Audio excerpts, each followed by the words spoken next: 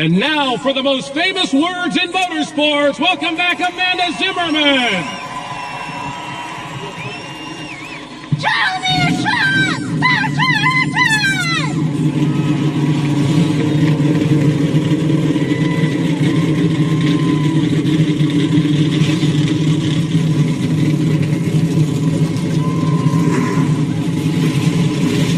Engines are fired. We're set to go racing. Let's go down and join our Fab Four, the NASCAR on Fox pit crew, beginning with Steve Burns. Well, Mike, in the 4 previous Winston Cup races here in Las Vegas, a Roush racing car has made its way to victory lane. In fact, Jeff Burton and teammate Mark Martin have led over 40% of the laps run at this racetrack. Matt Yoakum. For Todd Bodine, the high stakes and immense pressure of Winston Cup racing has climbed to a new level. He entered Las Vegas without a sponsor, won the pole on Friday, scored a sponsor on a one-race deal on Saturday. Now, this 38-year-old knows his future is uncertain. What he does today could make the decision on whether this team carries on for one more week and ends up in Atlanta. To Jeannie Zelasco. Speaking of the future, it is now for NASCAR as rookies have grabbed the outside pole in 2 of the first 3 races, but danger lurks for Ryan Newman thanks to a problem he discovered with his engine during happy hour. But thanks to the single engine rule, he decided to not make the change. They've torn it completely apart. They can't find the problem, but if you got to roll the dice, you might as well be in Las Vegas, right, Dick? You bet.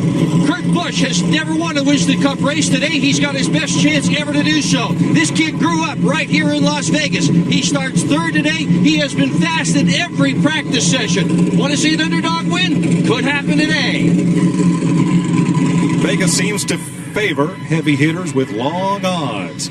And there they are, 43 of them, 42 men and 1 woman who will challenge Las Vegas Motor Speedway today. How about a little Ocean's 11?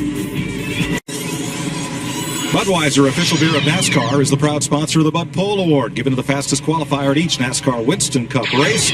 Todd Bodine will be in the Bud Shootout of 2003. Since 1979, Anheuser-Busch has awarded more than $7 million as title sponsor of NASCAR's Pole Award program. Welcome to Las Vegas, everyone. Mike Joy with Larry McReynolds and 3-time Winston Cup champ Darrell Waltrip. And Darrell, as we saw yesterday, if one driver gets on a hot streak, he can just check out and disappear here. Well, it's that kind of racetrack. The cars like clean air. And I hate to keep, I don't want to say this, but once today, arrow push. If you get back in traffic, you're probably going to get the car pushing. Can't go anywhere here if you can't get back in the throttle. But I tell you, I've seen a lot of places we've been, and everybody's optimistic. They think the thing's got 2 grooves. They're going to be able to get up there and pass on the outside, and that'll make for exciting racing. A lot of them feel lucky. Now, Larry, we've seen races won and lost on pit road, but here at Las Vegas, we've seen them won and lost just getting onto pit road. Well, we talk about pressure, you know, the pressure to get the car driving good, the pressure for the engine to run good, but we're seeing more and more pressure on the crews on pit road and on the drivers to get on and off pit road. And we've seen in the first 4 races here at Las Vegas, and yesterday in the Busch race, racers are being won and lost by not having a problem on pit road. The entrance to pit road is all the way down in turn 4, and on green flag stops, the outcome of your day can be determined. No mistakes in that area. Tricky part of the racetrack, to be sure. Let's have a look at our Walmart starting grid for today's 400-mile race with Todd Bodine on the pole. Rookie Ryan Newman alongside. We'll let you have a look through our starting lineup as Darrell has a word with our pole sitter. Todd Bodine, DW up in the booth here, bud. How you reading? Yeah, you good, DW. Hey, man, you covered up those quarter panels. You ought to be optimistic. How's your chances today?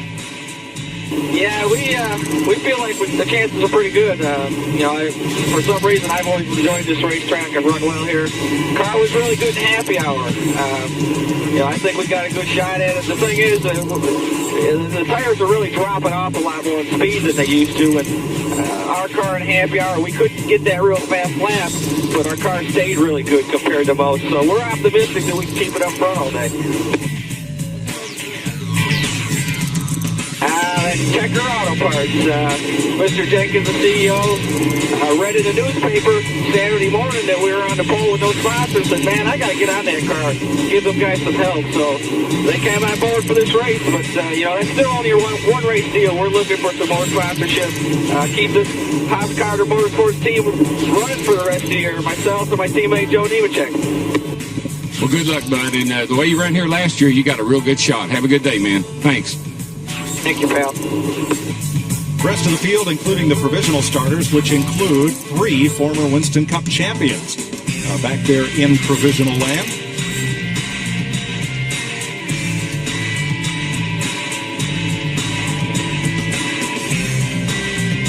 Now, the no bull cars were sent out in front of the field. There are the 5 of them, representing Dale Earnhardt Jr., Tony Stewart, Jeff Burton, Matt Kenseth, and Bobby Hamilton.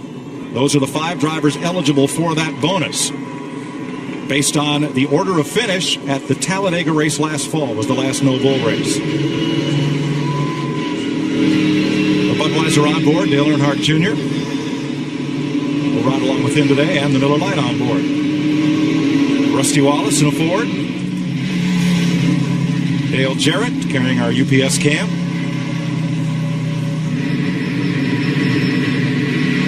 And that is Bill Elliott.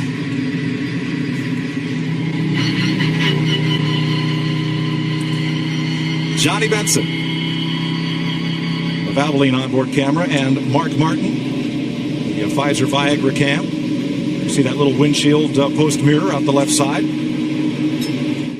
And the big mirror across the top of the windshield, the wink mirror. Michael Waltrip, the Napa onboard camera.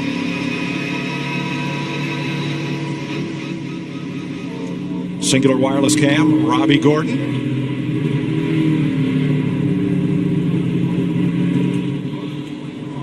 Today, 43 cars, 267 laps will make up the 400-mile distance. And the pit window, 60 to 65 laps. Yeah, pretty good tire here. You can go the distance on tires, and definitely this race has a tendency to have some long green flag runs, so that pit strategy, fuel mileage, can come into play. And Todd seems to think the tires maybe are falling off a little bit more than they're accustomed to. It is a harder tire, so it probably is going to give up a little quicker. This is the same tire that was actually raced last week at Rockingham, and that tells me it is a little bit of a hard compound for this racetrack. Yes, it is, Larry. Now, guess what, guys?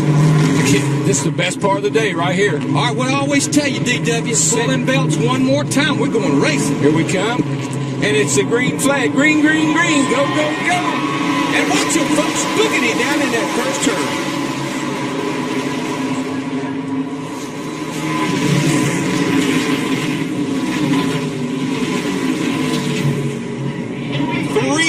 For the lead. Kurt Busch on the inside. The youngster from Las Vegas wants to beat Todd Bodine and Ryan Newman to lead the first lap. Well, he might do it. I'll tell you, I think he is. He's got the preferred line, and I think he'll beat him to the line here. I don't know if he'll lead the lap or not, though. It's going to be close. Got that momentum off the outside. Bodine. Todd got him. You get a good shot off that corner down there early on, particularly because you're up high and you get a good free run off the corner, get a little bit more momentum down the straightaway. We saw Ryan Newman in the 12 car up there in that second groove. Again, as you say, DW, you keep those RPMs wound up there. I think that's probably, if there's any big issue other than tires today, it is gear. There was a lot of guys scratching their head over what gear to pull today. Robbie Gordon and Johnny Benson moving up. And I would ask my crew chief buddies, should we be? Why didn't we shift gears here? Look, it throws your timing off. You would think because of the difference in the RPMs going down the front straightaway much longer, that you could gears, maybe have like an overdrive transmission, but you're entering these corners so fast, Darryl, almost 190 miles an hour, you get mighty busy. Look, it's 3 wide, and they've been 3 wide for the last 2 laps back here. Yeah, sometimes that's the worst thing. 3 wide, caution. You okay? But this is great. This is our 5th time to come to Las Vegas with the Winston Cup cars, and we've not only got 2 grooves now, we have 3 grooves of racing. It didn't take them any time. I mean, they just went right to it. That's it. Sometimes, we always thought we got to work in another groove. Didn't have to work her in today. 3rd place, that's where the race is. Kurt Busch is there trying to hold off Jimmy Spencer. And this track is one of those kind of tracks. You get into the center of the corner, you mash the throttle, you got it wide open, and all of a sudden that front end will start to wash out, and you got to lift a little bit. When you do, the guy behind you gets an incredible run on you. And the thing about it is, especially when the tires are fresh, your car is working good, you actually pick the throttle up way before the center of the corner. Spencer inside makes the pass for 3rd. And Ryan Newman is all over our race leader.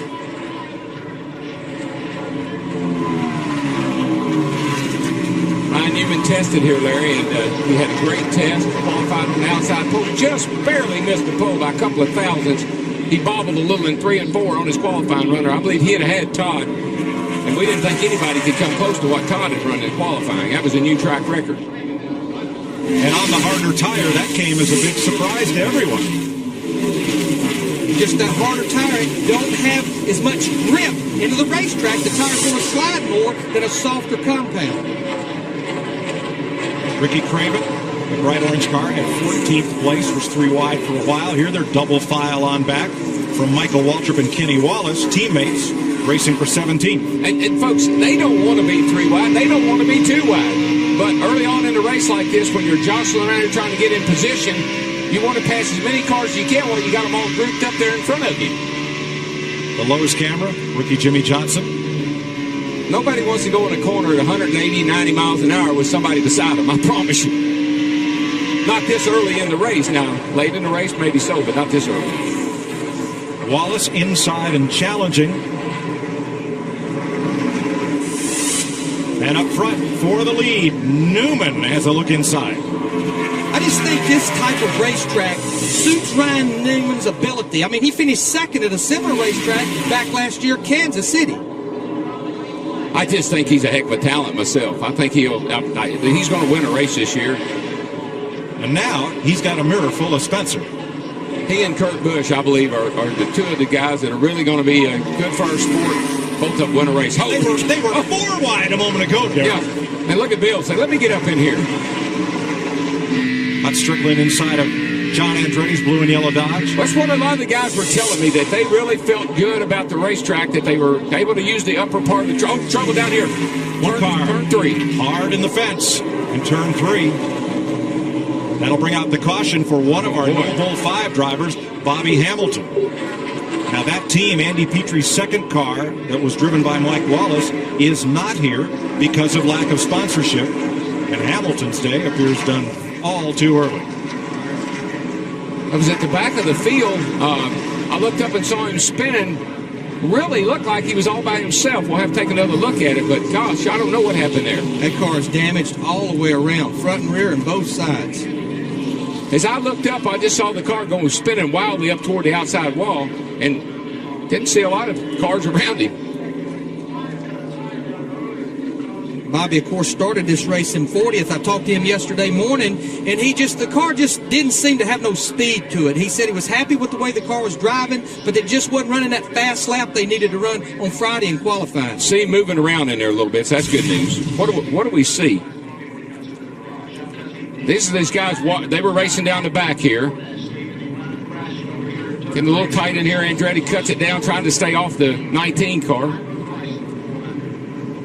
Now, Hamilton was by himself. There's nobody around the him. field. You know, and look how far behind the field he was. It almost makes you think he was starting to experience a problem. I think maybe he a made flat tire. a flat tire probably, Larry, and he was slowing down and just didn't get slowed down enough. Bobby Hamilton has climbed from his car. He is okay. That's heavy impact, I tell you. But Bobby seems to be fine. He's not limping around or anything. He didn't hit on the driver's side. That's good news. So he'll get the mandatory ride to the care center. We'll get this track cleaned up, and we'll get back to green. A couple of cars are pitting. We'll review that when we come back.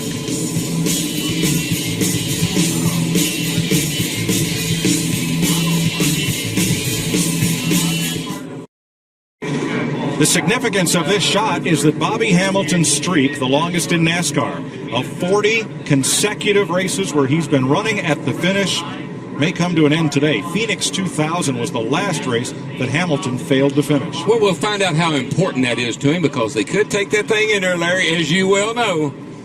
Work on it. It's early in the race. It's very early in the race. He could have that old girl. 2.5, 3 hours to work on that car. He could have that old girl back out there. The No Bull 5 may now be the No Bull 4. Yeah, there's a couple of next to Bobby Hamilton and Andy Petrie, these are the next two unhappiest people here. The reason is there's a fan paired with each of those No Bull 5 drivers who will win $1 million if their driver wins the $1 million. Now, some teams made pit stops. Let's see what's going on here, Larry. Why are they doing this? Well, I think most of these cars was either experiencing problems, need to get in there, you've got an opportunity to make an adjustment, but a lot of them was at the end of the field. There's nothing to lose. And the reason they're at the end of the field, their car's still not driving good. Come in, make those adjustments, and you get about a 10 or 11 lap jump on people being full of fuel. And one of those was Jeff Gordon. Matt Yoakum's in his pit. And Mike, I've caught up with Robbie Loomis, the crew chief. Robbie, you made a unscheduled pit stop there. Why? Yeah, we got together with the 11 car going in that back straightaway. We just want to check the right side. It's way too early to take a chance with it. Make sure our fenders and all good. The front downforce is all board. We're in good shape. We just have to try to get some track position back throughout the day. You will restart from the 30th position. He is the defending winner of this event, Steve Burns. Well, Matt, Dale Jarrett pitted the 88 car, and Jeff Burton pitted the 99. Dale Jarrett's a little bit tight. They changed 4 tires, took a round of bite out. Jeff Burton, no adjustments, but 4 brand-new Goodyear tires. So a few pit stops, that'll get some of these teams off cycle, make it interesting. I talked to Rick Hendrick this morning, by the way. Robbie Loomis reminded me. I talked to Rick this morning. Ricky, his son, crashed turn 1, dislocated his shoulder. They put it back in. He was home this morning, sore, but probably going to race next week. Good that he's okay. 12 laps are complete in the UAW-Daimler Chrysler 400, presented by Dodge on Fox.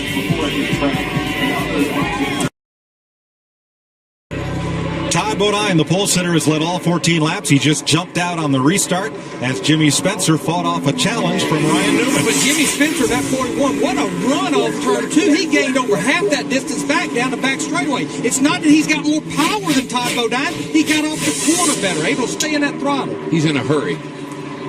I tell you, Jimmy's running, practiced well. He qualified well. And think about it. Those two guys, Todd and Jimmy, are teammates from last year. Both cars ran really well here last year, and I think that they probably kept the notes. Bobby Hamilton has been released from the infield care center. His car has been taken to the garage. No word yet on whether they will try to repair it. Now, when I say both cars, both drivers in the same, they were teammates last year on the Travis Carter's team, and they both ran well. So obviously Jimmy remembers what they did.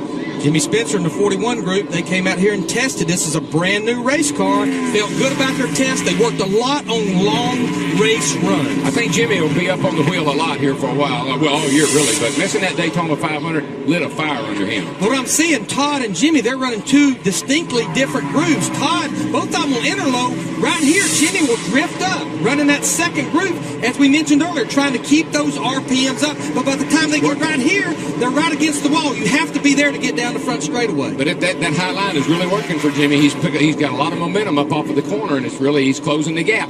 Reminds me a little of Michigan, Darrell, where the driver that comes off the turn in the high line's carrying more RPM. Watch him over here, more Mike. Speed. Here we go. Watch him up on the outside there. He really closes up. Todd's quick through the center, but then Jimmy gets up on the straightaway so much quicker. And that's where he's so strong, is coming off turn 2, getting down that back straightaway. Running about the same speed into the corner, 182 mile an hour. Now watch it. Here he comes up on the outside. He's got the line. Todd's got to let him go. I mean, he was 5, 6, 7 miles an hour faster at the exit of turn 4 right there. That's the reason he was able to complete the pass down the front straightaway. Now, crew chief, what's happening? I'm going to tell Jimmy Spencer, okay. Take care of your stuff, baby. That's the thing. Get the end, take care of it. Told him to take care of his stuff. That's just what I was fixing to tell you. Now, Darrell, why is he telling him to baby it, taking it into the turn? Well, if you can overdrive the car, get it sliding. You'll slide the front tires right off the thing. You'll abuse the right front first thing. And push is what you fight. You don't want to abuse that right front. Take care of that baby. Dick Berggren? And Darrell, that's exactly his problem, and that's what he's got to avoid. Todd Bodine has got to push when he picks up the throttle. The car wants to understeer. He's got to take care of that right front tire. Yeah, what happens too, Mike, is you build up so much air in that tire. You start sliding that right front, digging it in the ground, digging it into the track, and just shooting that air pressure up and make it worse. Let's have a look back to Spencer's teammate, Sterling Marlin, who started 24th and has now climbed to 13th. That car just amazes me. Sterling, I talked to Sterling earlier in the week. I said, why is this car so consistent? Every week, week in and week out, all year long, last year, and now this year, you're starting the same way, right there in the top 5 all the time. Steve Burns is in his pit. Well, Mike, as you said, he's already picked up 11 positions early in this race. Interesting, though, this is a brand new race car that didn't even test it. Crew Chief Lee McCall made a spring and a shot change this morning to the front end of the car, but it's really moving now. And I'm sure a lot of that, the way Jimmy's running, they probably shared notes, teammates. Hey, what are you doing? Here's what I'm doing. You got a little different right front shock. We'll change it. We want to show you now. We want to look at RPMs, and we want to look at the speed. This is on Jimmy Spencer right here, or this is actually on Sterling Marlin in the 40 car. This is going down the front stretch. right at 9,188 miles per hour. Now, down in the middle of 1 and 2, it's going to fall back to about 6,600, 140 miles an hour. Now, we'll see it won't quite reach the RPMs or speed on the short back straightaway because it's shorter than the front straightaway. 8,800, about 180 miles an hour. About 300 RPM less back there and about 10 mile an hour slower. But the thing that amazes me, even though you don't reach that top speed at the end of the backstretch, you're able to pick the throttle up because turn 3 and 4 is not as tight as 1 and 2. The RPMs, the low RPMs and speed is the same in 3 and 4. I might say this way. You can drive that car in there just like you do turn 1. But guess what happens? You go right up the track. It won't make the turn. That's a much sharper radius, much sharper entry into turn 3. The law of physics takes over. Something happens to that race car. It says, whoa. A little further back, 21st place. Jeff Gordon being passed by Dale Earnhardt Jr., who's one of those 4 remaining Noble 5 bonus candidates. Inside, he's got one with him, inside. Jeff his car doesn't look all that good right now. He's just kind of hovering around the bottom, almost like he's trying to get out of the way. For more on Earnhardt, Steve Burns. Hey, DW, you were talking about teammates exchanging notes. I talked to Dale Earnhardt Jr.'s crew this morning, and they said that he's felt uncomfortable ever since they've been here. What they were going to do was walk down the garage and talk to Michael Waltrip's team, the 15 car, because they were very happy with their setup. So that's what they've done, and he's moved up 13 positions as well since the beginning of the race. Well, Michael is very happy with his car because he's got the race from yesterday where he finished second, had a fast car yesterday. He said, Dad, DW, the cars are very, very similar. Jeannie, what do you know about that? He may have been happy coming into today, but the first couple laps under his belt, he's been complaining that the car is pretty loose, which is why he was one of the first cars in to make a stop. Adjustments to the track bar on both sides and 4 tires, and it's starting to get a little bit better, but he said, fix this, do anything. I don't know, it's just not handling well. Hey, Larry, how many times do we go into the happy hour, and after happy hour we say the car's pushing, we come in Sunday morning, we try to free the car up a little bit, and we overdo it? Well, the racetrack sits here overnight. They'll take the blowers and blow the racetrack. And it's always at the beginning of a race sometimes. Because of that, the racetrack, it don't have the grip and the car will be a bit loose. But trust me, they'll probably be freeing that car up before the day's out, making that thing turn better. And how many times have you heard that driver say, put it back like it was yesterday? Yeah, the weather and everything. That's right. Sterling Marlin in the 40th car just passes Jerry Nadeau. This is a battle for 11th. He's just steadily marching toward the front. And at the front, out in front by 1.7 seconds, the man with the bullseye, Jimmy Spencer, former national modified champion. And Spencer, a man of many talents. Age cannot wither her, nor custom stale her infinite variety.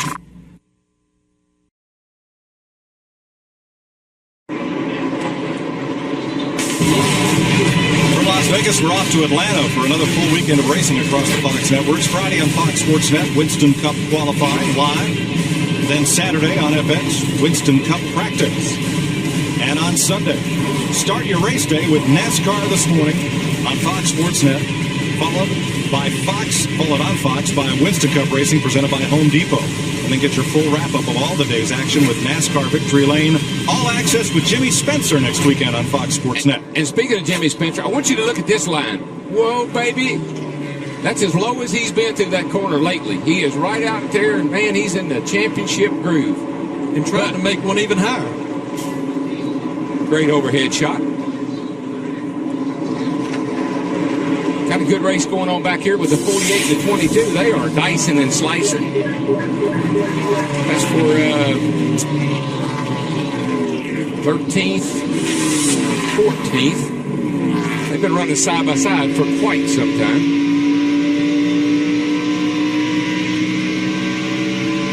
That's quite a run for Ward Burton, who started 32nd. And is now up there fighting for 13th. How about Kyle Petty in that 45 car? Had a good qualifying run here on Friday. He started back in 11th position, and it just seems like the whole Petty organization, in particular Kyle, who was missing races last year, he hadn't even made this race the last 2 years. Here he is up here battling for positions with Ward Burton and Jimmy Johnson. It just goes to show what the difference, and Larry, you know this, one man can make. Robin Pemberton comes over. If he didn't know anything, he brought credibility and clout with him. Confidence, that's the word. And it's helped that whole team. What I like is Kyle, I saw Kyle smiling. And that's been a while since we've seen that. And look at him. He's running that Kyle Petty line. He has those left side tires below that white line. If we stay green, pit stops will be coming in 25 to 30 laps. Now, Kyle Petty, if you remember back a few years ago, he won Rockingham a lot. And he would absolutely drive that track differently than anyone else. And I'm not so sure, Larry, that style wouldn't work really well here. Out of the throttle early, but right on that white line, right around the bottom and wide open up off the corner. And just a little bit of brake, just enough to help that car take a set before you turn that wheel and stab that throttle. Kyle has a real knack for that. He gets down on that white line. He likes that. Spencer out front. Rookie Ryan Newman in second, just ahead of sophomore driver Kurt Busch, then our pole sitter Todd Bodine and Dave Blaney.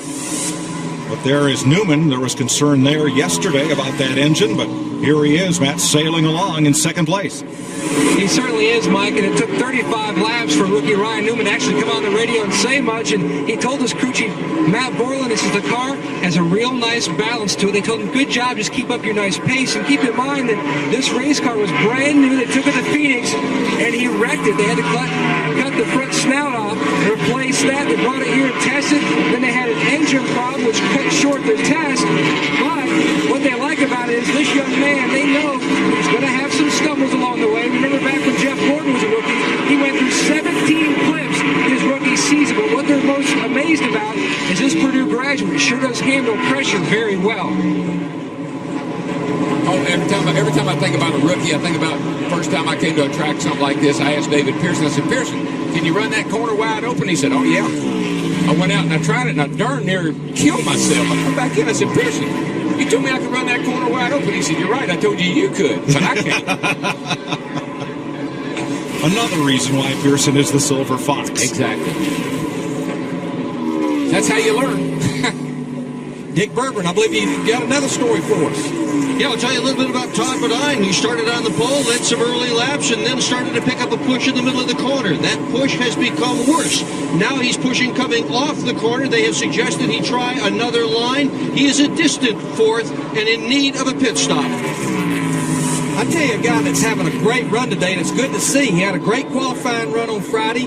Qualified 10th, Dave Blaney in the 77 car, but he has a rear view mirror of that 20 car, Tony Stewart. Tony started back in 15th. I've been watching his scoring monitor, and he is about a 10th to 10th and a half quicker than our leader, Jimmy Spencer, right now. He's going to the bottom of the racetrack by Dave Blaney. This is a battle for 5th. Matt Yoakum, what's going on? Larry Mack, about 15 laps ago, the Rushville Rocket came on the radio and told his crew chief, Greg Zipadelli, goes, we're not too bad, babe. The car feels pretty good. He started 15th, now to 6th. He did say that he doesn't want to get above the line where he is in the racetrack, but the car is a little bit tight. They're talking about what adjustments to make on their first pit stop. So Stewart climbs to 5th. He's the highest place to the drivers eligible for that $1 million bonus. And folks, a driver likes the car a little bit tight. That means he's always turning it to the left. When he goes into the corner, he's cranking left. When he comes down the straightaway to the next corner, he's just turning left. You don't want to ever have to turn your car back to the right. That's when you lose speed. Well, I always had my driver try to describe it. Tight's what we call a little tug on that steering wheel. Nice, secure. Push is where you're turning that wheel more and more, and the front wheels are just sliding. That's a slide, yeah. And did we mention Bobby Hamilton's car has been retired from the race? His string of 40 consecutive finishes has ended. Well, that's the thing about records, you know. You set them and then wait for somebody to break them. Jimmy Spencer, 2 seconds out in front of Ryan Newman. Pit stops will be coming along here in about 20 to 25 laps. Packed house. Sellout crowd in Las Vegas. You're watching NASCAR on Fox. .45 laps complete in the UAW-Daimler Chrysler 400 presented by Dodge. Jimmy Spencer, 1.7 seconds up on rookie Ryan Newman. Kurt Busch, Todd Bodine, Tony Stewart, the top 5. Now in 15 to 20 laps, most of these cars will have to pit, but 11 of them may not have to pit under green quite so soon. Well, again, they were on pit road around lap 10 or lap 11. Now, in the perfect world, what those guys want to see is they want to see everybody that didn't pit back then have to cycle through their green flag stops, and then the man throw a caution, and they'd have a lot of those cars a lap down. Ooh, that would be in a perfect, well, that'd be in somebody's perfect world. 11 cars, perfect world. Right. And not these fellows like Ryan Newman and Kurt Busch from Las Vegas. Tony Stewart moving in on Todd Bodine for 4th place. Bodine, our pole sitter. Tony's sticking to his strategy. He is not moving off of that white line. He's actually below the white line. I tell you, if your car will hook up on that white line, believe it or not, there is grip there.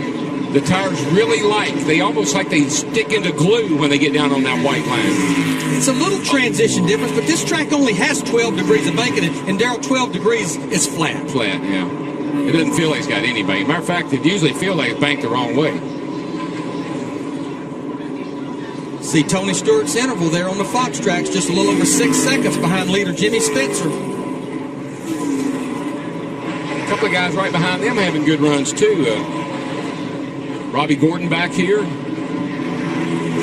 Mark Martin not too far back. These guys right here Robbie Gordon has had some pretty good runs in that 31 car so far. And Mark Martin, who we're riding with, the first couple of years of this track, he kind of owned it like Elvis owned this town.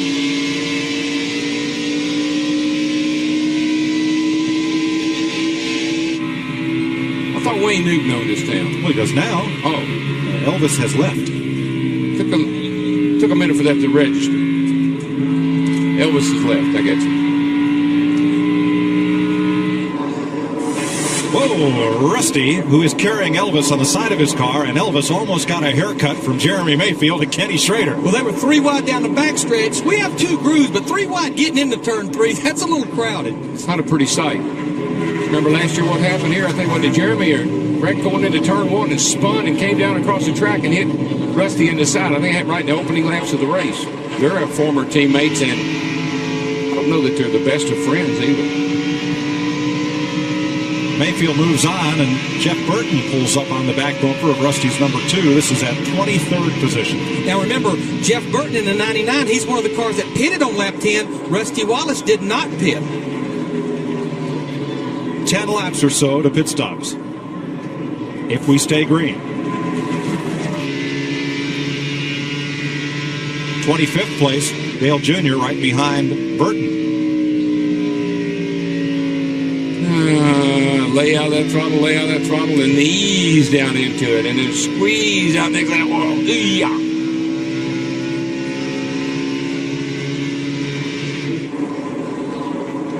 Jimmy Spencer, 2-time National Modified Champion of NASCAR, is our leader at 51 laps by 1.3 seconds. Ryan Newman is closing in.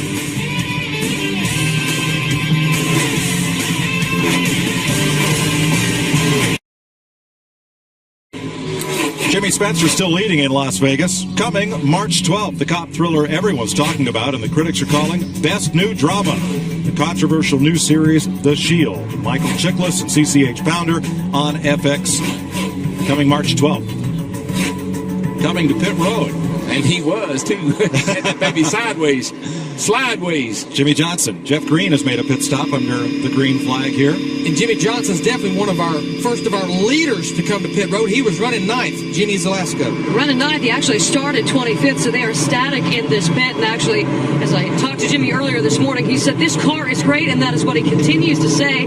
They really didn't want to do anything when they came in here except take some fuel and get the 4 tires. They were trying to decide on maybe an air pressure adjustment. That's what they'll go for because, again, Jimmy said when this car is alone and we're on a long run, it is running great, so don't mess with a good thing, and they're off. All right, Terry Labonte's also made a pit stop. Darrell, we talked at the top of the show about how critical it is to get onto pit road very carefully here. Well, these guys had a little practice in their happy hour, unlike yesterday. Watch this, but here's what you fight. It's sandy, it's dirty, it's what you call sliding it in there. He didn't just slide it in the box, he slid it in on the pit road. And unlike a lot of racetracks where you're on the straightaway just a little bit before you come to pit road, you're dead in the middle of turn 4. There's a transition there, a little bit off the racetrack, down onto that flat. It's sandy, it's dirty, and if you're carrying too much speed, you're going to end up out in the grass. And I bet you, before we cycle through all these stops, somebody will be in the grass. Here's our pole sitter, Todd Bodine. On pit road, he was a top 5 car, and now comes down to the Travis Carter crew. Checker Auto Parts just jumped on board that car this weekend after Todd won the pole with that unsponsored car. Dick? Well, the crew that's going to go over the wall doesn't have any logos at all on their uniforms, just the manufacturer, Simpson. That's it, because this sponsor is a one-race sponsor. They are, in essence, auditioning for their jobs from here to the rest of the season, to the conclusion of year 2002. They've got to have a sponsor. Travis Carter, the owner of this team, said without it, they probably won't even be in Atlanta next weekend. Jerry Nadeau in the 25 comes to pit road. He was running in the 9th position along with Ward Burton and Johnny Benson. Casey Atwood in as well. These are green flag pit stops, and these are scheduled. And Kevin Harvick's in as well. Here's you're riding with Benson down pit road. Stewart missed pit road. He didn't want to get in the grass. And that was the best thing to do. If you're not going to make it, you need to get on and make another lap. It's Michael Waltrip, the 15 car. Got some problems there. A lot of smoke coming out of that car. Boy, is that going to get that dreaded caution that we were all wondering about? He's down off the racetrack, so I think it's okay. Caution's out. Ha! Come on, the leader. Well, Brett, he's up there at 4.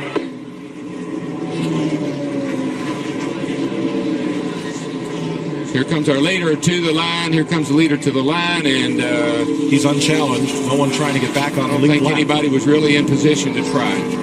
Shauna Robinson was about 800 feet back.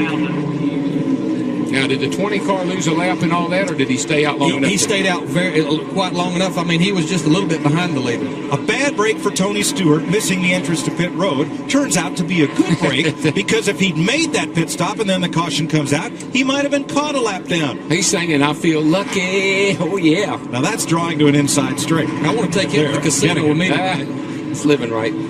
There is the tire off Michael Waltrip's car that caused all that smoke and brought out this caution.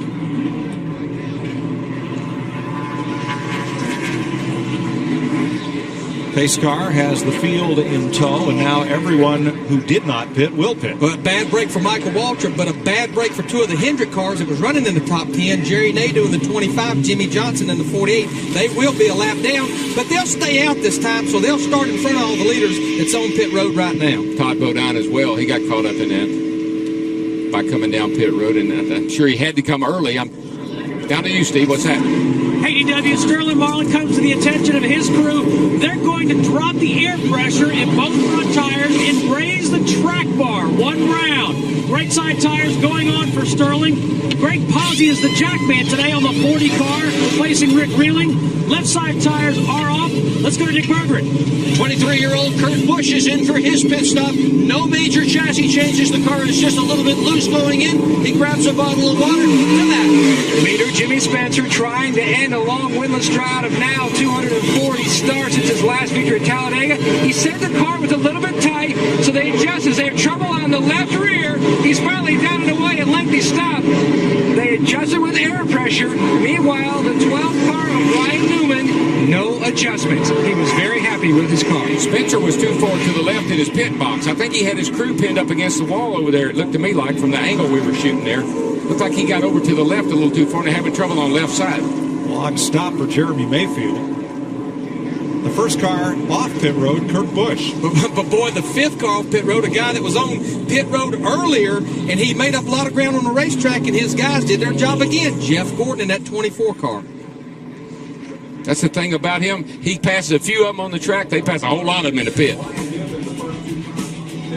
Cars a lap down will pit this time by as they clean up the tire debris from Michael Waltrip.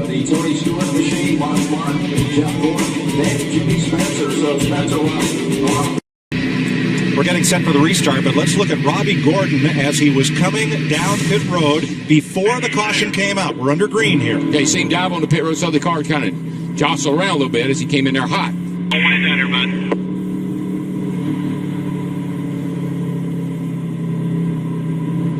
Gil. Come on. That's his crew chief. I see it. Still under green here. Go. Take off.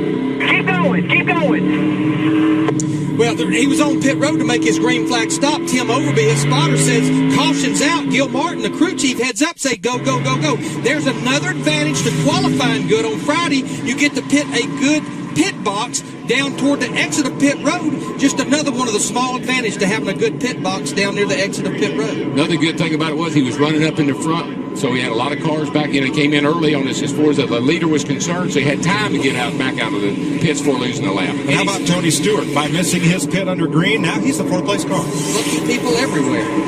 Green flag. Las Vegas, baby. That's what it's all about. 3 cars in front of the leader are on the tail end of the lead lap. Jimmy Spencer, big loser on the pit stops, came in first, went out 7th. Got a feeling he'll be wanting to get back out front pretty quickly. One big gainer, Ricky Wright, came in 20th, came out of the pits 13th. How about Gordo? He came out 6th. So y'all pass, I'm past a couple on the track, and y'all pass the rest of them in the pits. Oh, 3 wide off of that corner. Look at that. Folks, I don't know how that looks at home, but it looks close to me up here. Everybody's got those 4 fresh tires bunched back up. A lot of them stayed on the lead lap. It's like, man, let's go after it again.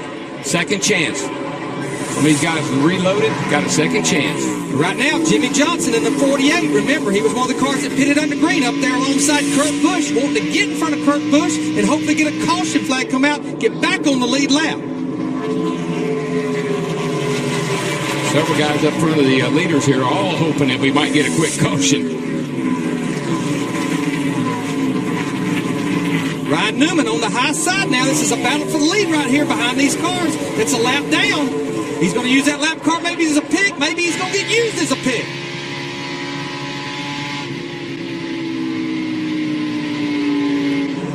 Young guns in Las Vegas. Ryan Newman. Bold. To the lead, and Kurt Busch second.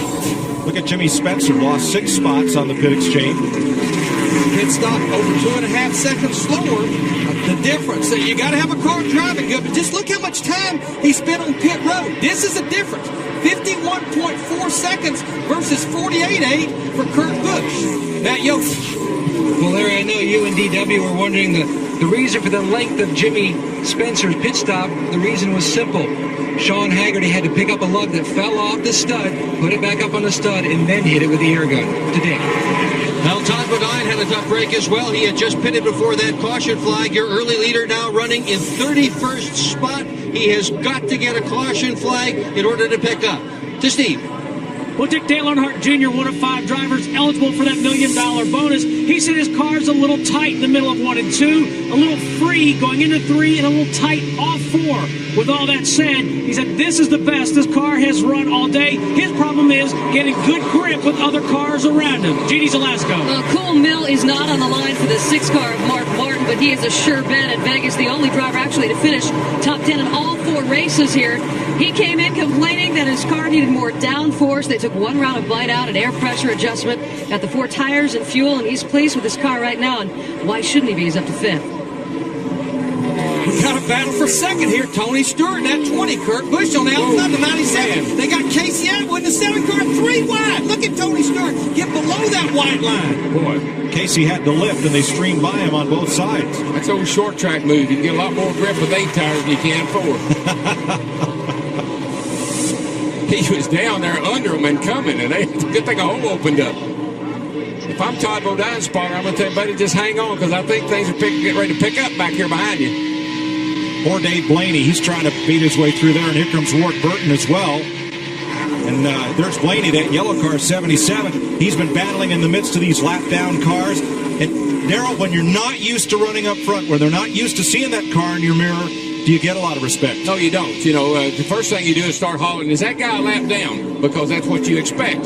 And then when you find out he isn't, then you have to deal with him. And right now, he's got other problems. Sterling Marlin in the 40 car. This is a battle for 4th. Sterling just keeps marching toward the front. Started in 24th position. Now he takes the 4th position. But, you know, a guy starts off like Blaney did. He was running up there in the top 10 really nicely, and all of a sudden they get a caution. Maybe they make a little adjustment on the car. But you got to have that tenacious attitude to stay after it all the time. He might say, well, I can run in the top 10 when I want to. Now I'm going to just kind of ride a while. You can't do that anymore. You've got to stay after it every lap. 73 laps complete. These teams have a big investment of these cars like you do in your surround sound system. Man, you know what that means? It means crank it up. Right.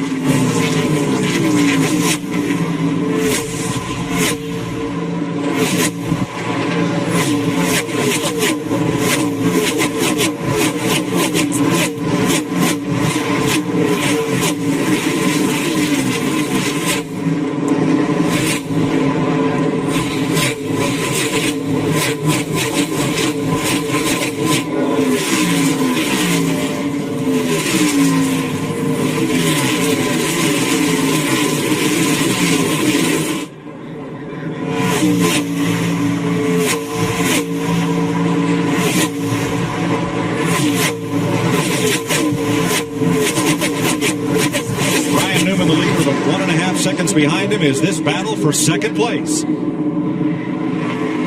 Tony Stewart hugging that inside. All but touched. Stewart to second place. Matt? Mike, the entrance to pit road at Las Vegas is very tricky. In fact, Ward Burton a few years ago even spun out as the leader entering pit road, but Tony Stewart didn't miss it. In fact, his crew chief, Greg Zipadelli, saw that a car was smoking. So when Tony started to make his entrance to pit road, he said, smoke, stay out, we'll make it a caution. He took evasive maneuvers and a good move by the 20 team early on. So not a miscue, but a heads-up call. There's the gap. Stewart holding steady, losing a little bit of ground there to Ryan Newman. Watch how quick he is through the center of the corner, right down on that white line. And that, when your car will handle down there, obviously it's the shortest way around, and you're going to make the best time if you can keep on that white line. And Darrell, that looks like where he makes the biggest gains, on the exit of the corner, the first part of the straightaway. Let off early, get the car down on that line, and then gas it wide open up off, and you're going to make good time around this joint. Boy, look at the gain he made. Look how much he beat Ryan Newman coming off turn 4 on that front straightaway. It's all about where he's running and picking that throttle up and staying in it. That just tells you his car is not pushing. It's not scrubbing off any speed. It's just accelerating straight forward. Got good forward bite. Chatter on the radios that Todd Bodine may be dropping a bit of fluid. Something might be wrong with our pole sitter's car. Well, I'm sure he's running the guts out of it right now, trying to stay on the lead lap. Doing a pretty good job of it, I might add. 31.5 seconds off the lead, and they're lapping at 32.5. So he's not all that far from going the lap down, and a lot of this due to the timing of pit stops. 78 laps are complete, with Ryan Newman out in front by 1.7 seconds.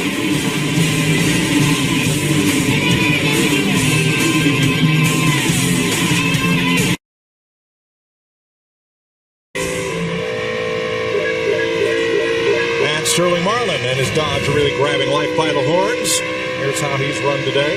From 24th on the grid up to 4th place. The point standing leader for more, Steve Burns. Well, Mike, he really has grabbed it by the horns here at Las Vegas, starting in the 25th position. They were just a little bit tight before that last stop, and they had another great pit stop here. They're determined to finally break into the win column after what they've described as 2 frustrating weeks in a row at Daytona and Rockingham.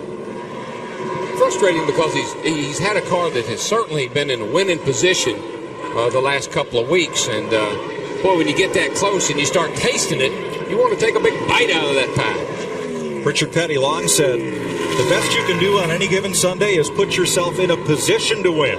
Circumstances will dictate the outcome. That's a beautiful thing about our sport, I think. I mean, every week it's different. You know, we can come here for the next 20 years, and every time we come here, it's going to be different.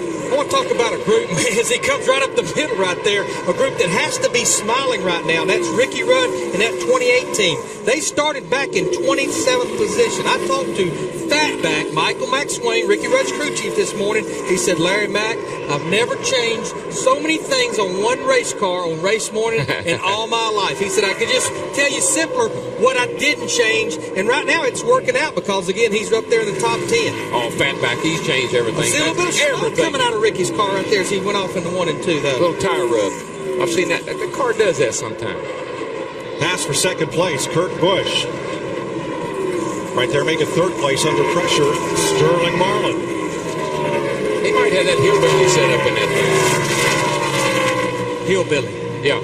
That's when you put the left front spring in the right and the right front spring in the left. And that works pretty good on a track like this. I did that sometimes, and I didn't do it on purpose. But it worked out. I'm telling you, that's how we figured it out. All right, let's go to the leader's pit. Well, Mike, rookie Ryan Newman currently holding down that top spot as crew chief is Matt Borland. Matt, you must be pretty pleased with your rookie driver right now, driving like a veteran today. He's doing a great job. I mean, he's really driving this all-tail Ford. I mean, it's unbelievable how fast he's going right now. He's real happy with the car. He's just doing a great job. They made no changes on their first pit stop. And remember, guys, last year, 5 first-time winners. And Dick Bergman, he'd like to be the first of 2002. Well, Todd Bodine would like to win this race as well. He had the pole and had his problem by pitting a little bit early. They've had problems with the car being tight. Right now, it's pretty decent, however. He is at the tail end of the lead lap, and all he needs is a caution flag to get him right back in this. I asked his crew chief today, Jeff Weiss, about the possibility he is leaking fluid. Weiss looked at me and said, "Us? Leaking fluid?" Then again, in about 20 years of doing television, I don't think I ever remember a crew chief admitting his car was leaking fluid. Okay. We would never do that, but No. Dick, he better hurry because he's only about a second and a half from being lapped by Ryan Newman, the leader. Or maybe Sterling Marlin, the way Sterling is coming. Now, he's 2.8 seconds behind Newman, but he's moved past Tony Stewart into second place. I expected the Dodges to run really well here with the aero adjustment they got latter part last year. If you think about Homestead and a couple of places, very similar conditions here. Kind of wondered how they would race here. I thought they'd probably be pretty strong. Knew the Fords would be because they just traditionally run well here, but I thought the Dodges would be a real challenge for them. Ryan Newman leads this race. His teammate, Rusty Wallace, was one of 3 Winston Cup champions who started back in provisional land. But Wallace trying to dig himself out of that hole, and he's done so. He's up to 12th place. There you see his march up to 12th here at lap 89. And I think, once again, back on lap 61, his group did a good job for him on pit road. He picked up a lot of positions on the pit stop itself. He started having a 1 for the money, a 2 for the show, and 3 to get ready. Go, Cat, go. That's what he's doing. And how about it burns? That's part of the story. Here's Steve. Hey, guys, with crew chief Billy Wilbur. Billy, what have you guys done to that number 2 to make it so fast? Well, we haven't done anything today in the race. We made a couple adjustments this morning before the race started in the garage, but all we've done today is put 4 tires on and clean the windshield. That's all we've done. And one of those adjustments, guys, they went to a stiffer right rear spring. Matt Yoakum.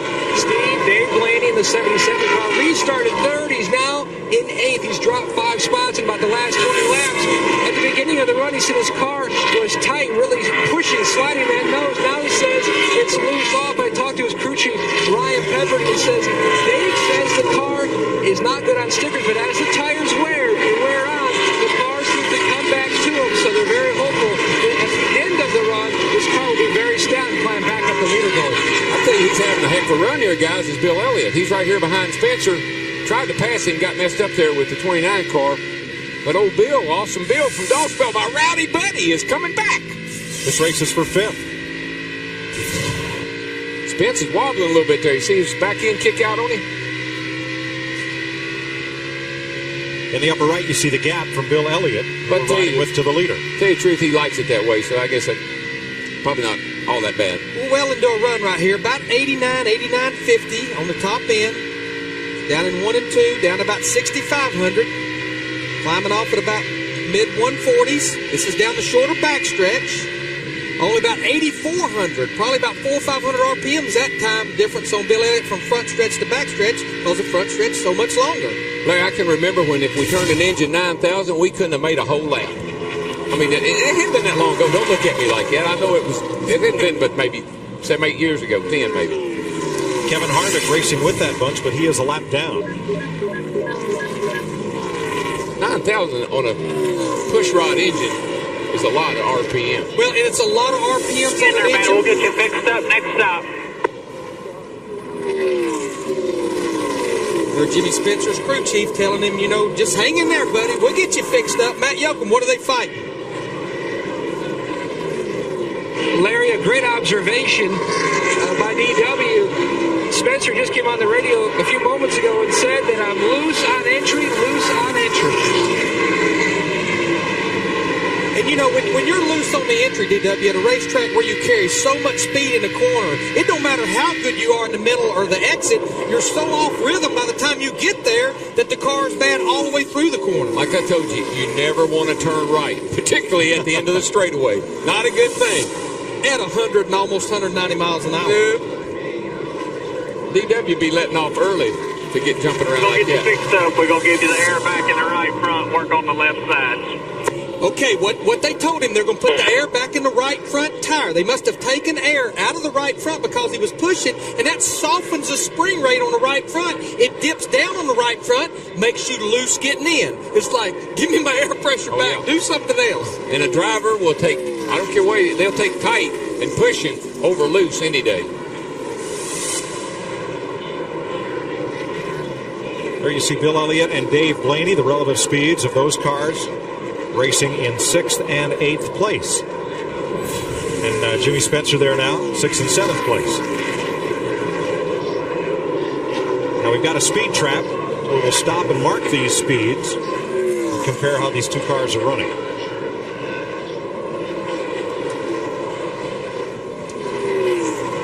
Going off into the corner, Spencer carries about 1 more mile an hour at that time. And just look, they're running two different lines right here.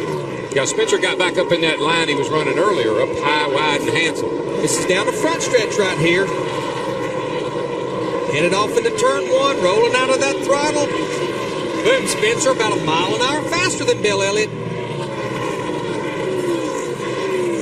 Mid 130s down the middle of 1 and 2. Up on the back straightaway.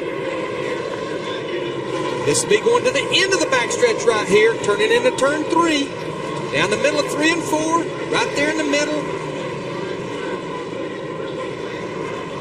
Looked like Jimmy was just a little bit faster right there. Now we're off turn 4, back on the front stretch. Nice and smooth. Always talking to the driver. You want to talk to them while they're on the straightaway, not racing each other. There it is, into the front stretch. Jimmy Spencer, 185 miles an hour. Well, you always want to tell the driver, particularly when he's having a problem, struggling, that you can fix it. Don't know whether you can or not. You may not be able to, but you got to tell him you can. You don't want to get him down, get him discouraged, thinking that he's going to be this way the rest of the day. Got to keep him pumped up. Drive hard and get it fixed for you. Jeff, have you ever lied to DW and told him you could fix it when you knew you couldn't? Who, me? You talking to me, Mike? Me lying to a driver? Nah, I'd never fess up to that one. No, sir. That's why we stayed together so long. I just like the way he lied to me. Yeah.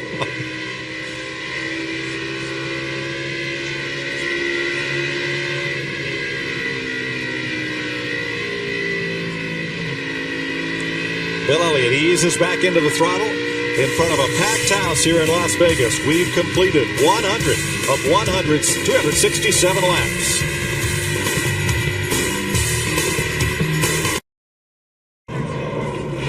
Walking back live in Las Vegas, and you want all your NASCAR experience to last all week, make sure your cable system carries the new Speed Channel, home of NASCAR TV. The old Speed Vision is now the Speed Channel, home for NASCAR all the time. Call your local cable operator or satellite provider for the Speed Channel. With Jeff Hama, there's Ryan Newman, and you see Sterling Marlin just taking the lead right there in his Dodge. And I was going to make the point, Jeff, that last year we had 5 GM cars in the top 10 when this race ended. GM led 70 of the 267 laps here last year, but none today, and only one currently in the top 10. What's the problem with that? Well, that's kind of hard to say, but I think Darrell brought it up earlier in the broadcast talking about the Dodgers. They've had a little bit of a rule adjustment since the last time we were here at Vegas a year ago. Sterling Marlin, he finished 3rd, led about 36 laps. Today, to me, starting way back there in 24th, he's now taking the lead, looking pretty strong. And the 88 move is the 88 car, Dale Jarrett, on the move from starting way back in the beginning of this race. Yes, and I've been kind of surprised about the whole Robert Yates operation, but especially Dale Jarrett. I mean, they made some changes in the offseason. Really thought they were going to be a force to reckon with adding on the crew chief right now, Jimmy Elledge. but they've really struggled, I think, getting their communication going, but maybe today it's starting to come together. And you saw the graphic illustrating how Dale Jarrett has moved up after starting at 37th. Finished second in this race last year to Jeff Gordon. Let's go back, if we could, to Sterling Marlin, who is the leader with Ryan Newman. And the youth versus experience in 10 races. This is the 11th for Ryan Newman on the Winston Cup. He has no wins, but 8 career wins in 541 races for Sterling Marlin. And certainly is one who knows how to stay in a points race, and he's illustrated that so far this season. He has, and I think that's one of the things that everybody's been really watching to see how this team was going to come out this year. They were so good last year, especially since, Chip Ganassi has been a partnership up with Felix Sabatis in that group. They've done a remarkable job as far as being very consistent. And this car here could be a dark horse this year when you talk about the Winston Cup Championship. All right, let's go back upstairs to Darrell Waltrip, Larry McReynolds, and Mike Jordan. Well, isn't this the time of the season where if you can run that car up front and keep it up front, let the points take care of themselves right now? I usually drove pretty hard this time of year because that 90-day note I made back there in December is just about due. It's time to step up and go, man. Our pole sitter, Todd Bodine, trying to stay on the lead lap as you look back from Sterling Marlin. And Marlin's going to put Bodine, who got caught off sequence in that caution flag in the midst of pit stops. Bodine's going to go a lap down. And then, there could be a deal being made right there. I'm not sure, but Sterling says, let me get by, don't hold me up. Caution comes out and you're anywhere near and I can help you out, I will. I tell you a guy that just moved into the top 10. I've been watching a little bit here. He started back in 29th. Kenny Schrader in the 36 car, and he's actually battling Dave Blaney now for 9th. Kenny started in the 29th position. I talked to Kenny this morning. He said, Larry, my car's driving good. He has had a good race car every race this year. He has had absolutely no luck. He was involved in the big wreck at Daytona, had the engine problem with just a handful of laps to go, which started the fiasco at Rockingham. Yes. He's just had no luck, but he's going forward today. I like his crew chief, Newt Moore. He's from old Nashville boy. Used to run at the fairgrounds, and sharp kid.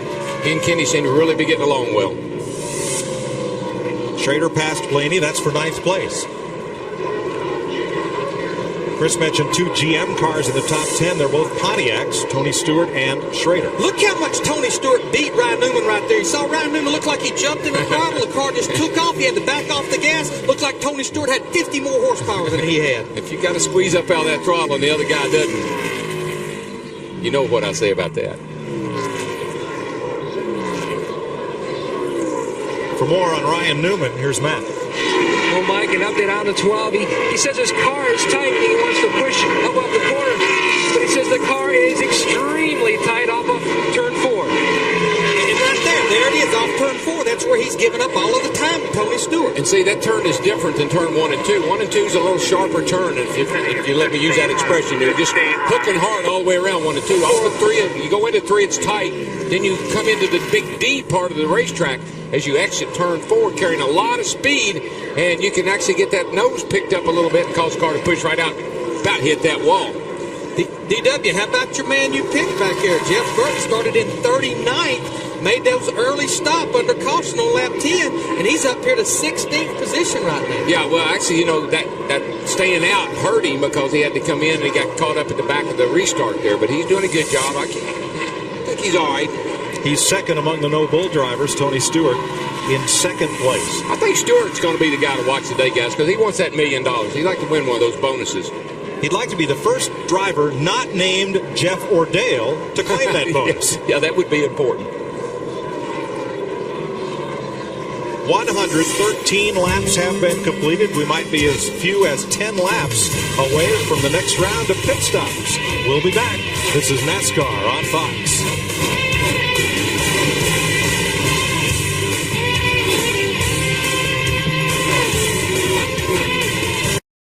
Sterling Marlin, Tony Stewart, the battle for 3rd, Ryan Newman and Kurt Busch. A couple of young guns go at it. Mark Martin is 5th, Bill Elliott, Joe Nemechek up to 7th. And there you see that Kurt Busch has just taken over 3rd place from Ryan Newman. And he forced his way by him. Well, they went down to turn 3 side by side, and Kurt had to kind of slide up in front of him. We heard the report on Ryan Newman. His car's starting to push, and the only thing that's going to fix that is coming to pit road, adjustments, and 4 fresh tires. Give me some new tires. Dave Blaney and Ricky Rudd, this is for 10th place.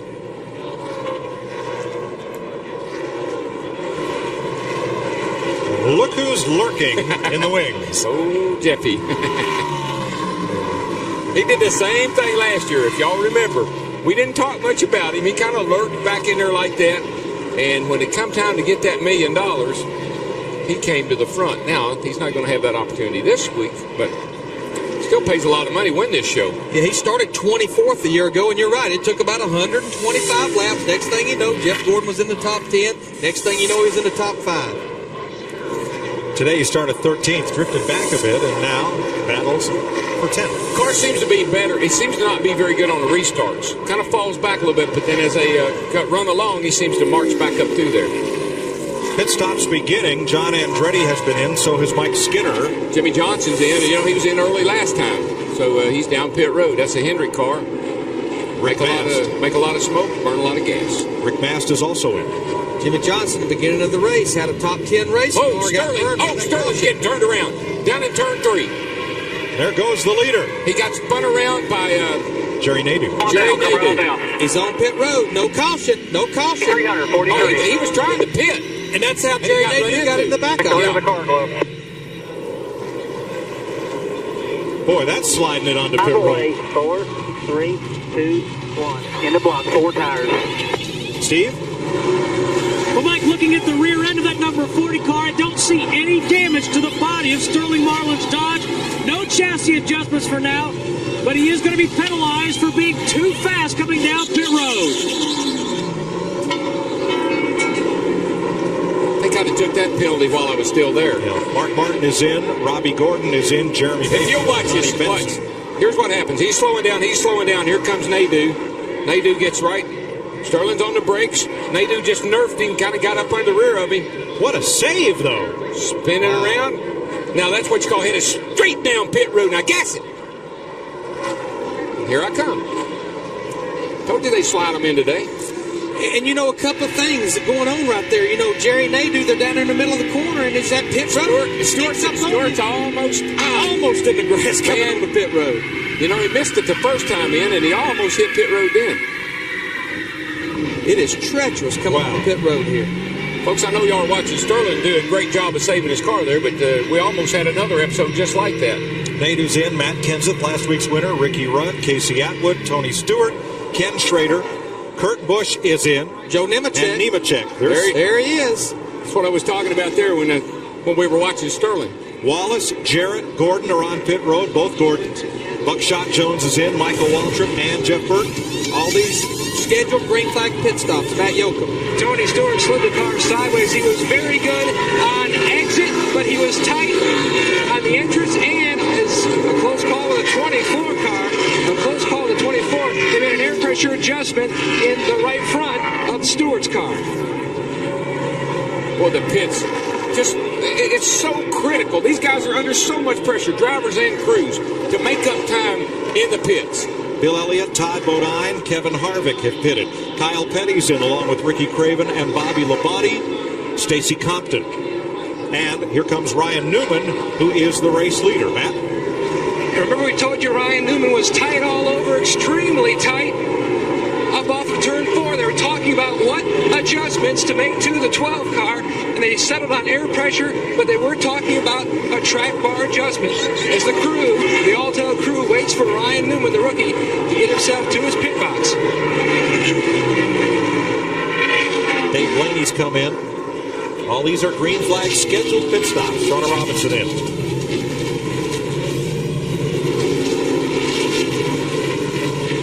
Change on the left rear of Newman's car. Matt? They might pick up on the wedge adjustment on the rear, the left rear of Newman's car. As Robert Bankfield puts the lugs on the front, and the 12 car is long gone. Dale Earnhardt Jr. comes on to pit road. Brett Bodine is in. His teammate Kenny Wallace. That's most of the lead lap cars have now been in. Hunt Strickland will pick up the lead.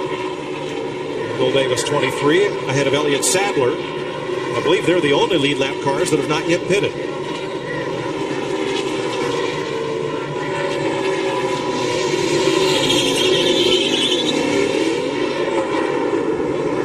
Now here's Strickland, the leader. And he's going to come in. Here's his teammate Ward Burton into his pit. Tommy Baldwin's crew, 4 tires, a windshield tear-off, and a full tank of fuel.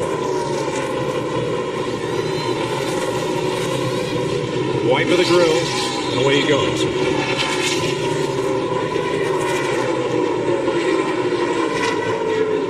Let's show you again what happened to Sterling Marlin, who was the leader when he decided to pit. Now, what's very critical here, get your hand up, Sterling. Get your hand up, tell that guy behind you you're coming in. And it may have been up in the air when he got rooted. I don't know. But what a save, Darrell. Oh, yeah. I mean, it just slid, lined up beautifully. I'm sure he's catching his breath as well as catching a couple of gears. And that's how you let other drivers know you're coming to pit road, but it's treacherous and it's down in the middle of the corner. You need to start doing it way back on the backstretch. Hey, wave that hand. I'm pitting. I'm going to pit road. Yeah, I mean, you know, Nadu's thinking Sterling's the leader and I'm racing him. New leader, the amazing Elliott. You saw our final practice show yesterday. Elliott Sadler pulled a rabbit out of the hat, and he may have done it again. Can he pull a caution out of the hat? Because that's what he needs right now.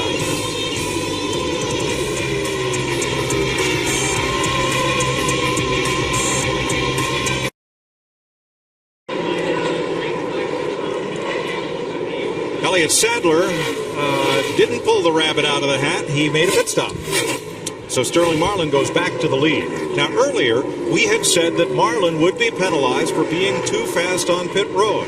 That was the judgment of the NASCAR officials here in the tower. The call, however, did not get down to the official in charge of Marlin's pit in time for the penalty to be assessed while he was there.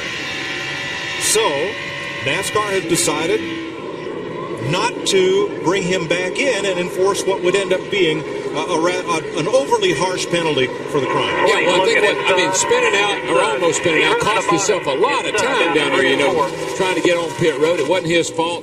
I'm sure. I mean, I'd give him a pass on that. Well, he just got passed on the racetrack by Tony Stewart in the 20 car for the lead. Tony right there on the bottom of the racetrack where he has been for 135 laps. So another situation where a guy was lucky. Tony Stewart misses his pit, goes around, caution comes out. Sterling Marlin spins out coming on pit road almost. There he is. Tony Glover could say he's won for 901. That's right. Pretty good. They got a break. Here's our Coors Light halfway recap of today's race. Todd Bodine led 17 laps. Jimmy Spencer led 45. Ryan Newman took the point, and then Sterling Marlin. I have always contended that what goes around comes around.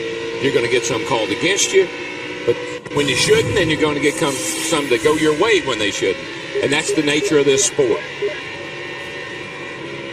And, Darrell, you believe it's a fair call? I think it's a great call.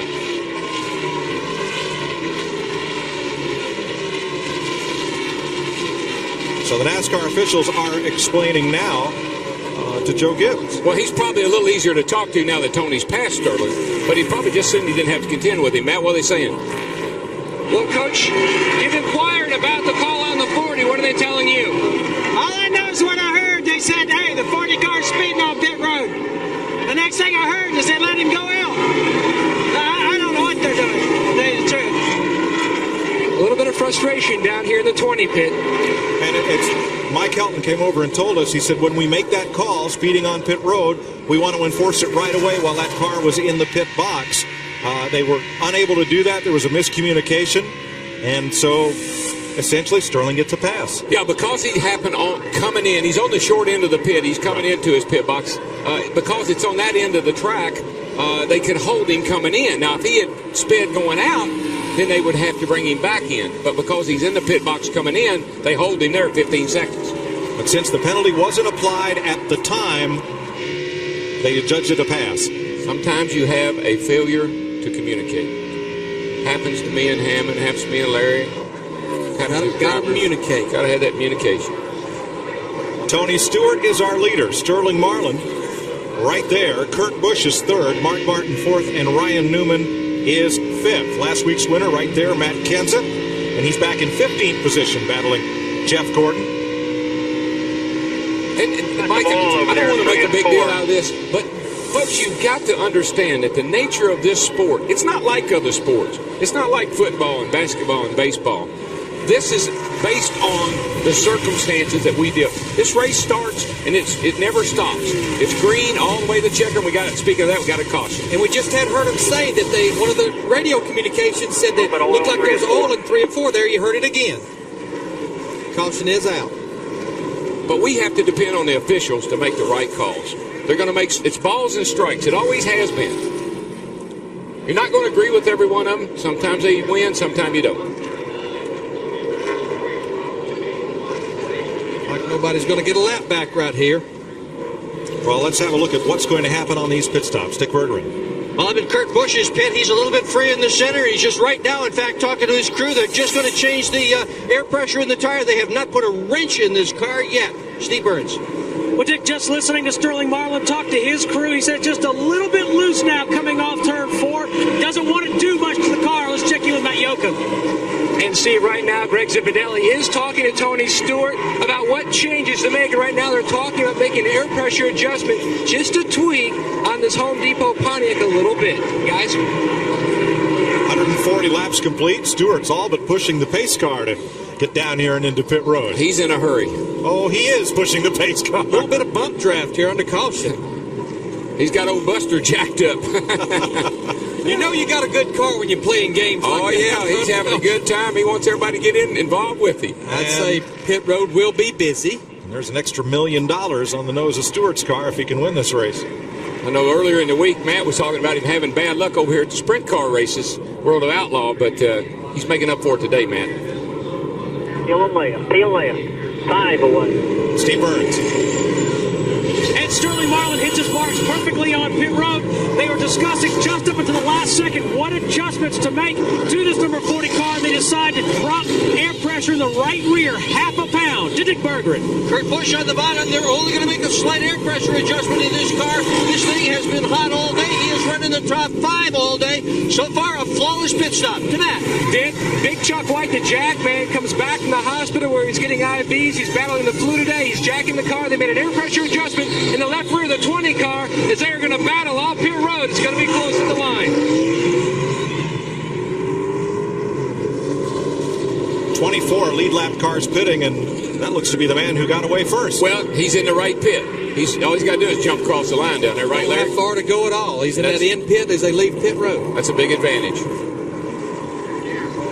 So rookie Ryan Newman trying to extend the current string of 11 consecutive NASCAR races without a repeat winner. We'll be right back. This is NASCAR on Fox. Back to Las Vegas. Holy cow, look at that. Who is that? He's winking, blinking, and nodding. I know, I recognize Tweedledee and Tweedledum, but I don't know who that other guy is.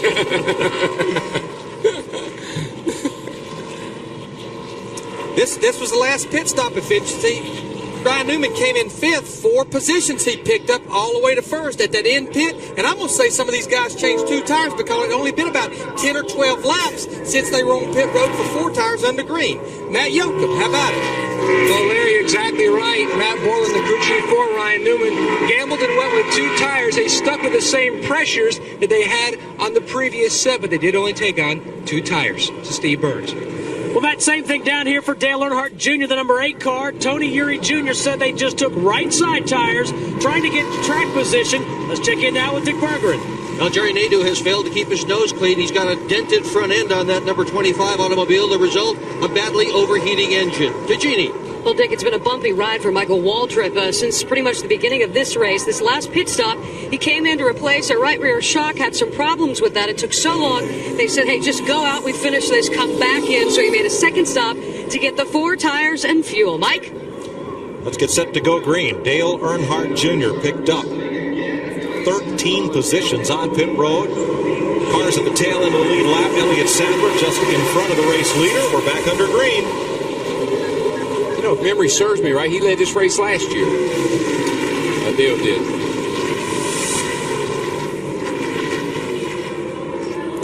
And talking to him, he'd really like to get, he's just very disappointed at the start of his season. He was hoping to be a championship contender this year, and they really struggled the first few races. Sadler trying to hang on the lead lap as it's Todd Bodine in front of him. I mean, Tony Stewart, he has a fast race car. He has 4 fresh tires. He is on the move. He ain't waiting on nobody.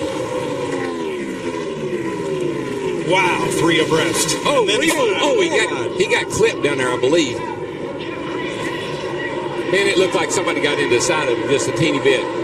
He's handling so good, I don't think it even bothered him. That's close quarters back there on the restart. Oh boy, it's the worst. This is worse than the start of the race.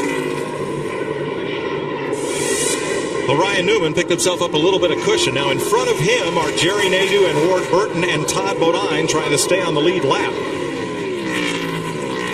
They want a caution right now. Get their lap back. And right behind Newman is Elliott Sadler. Oh, not anymore. Tony Stewart is past Sadler.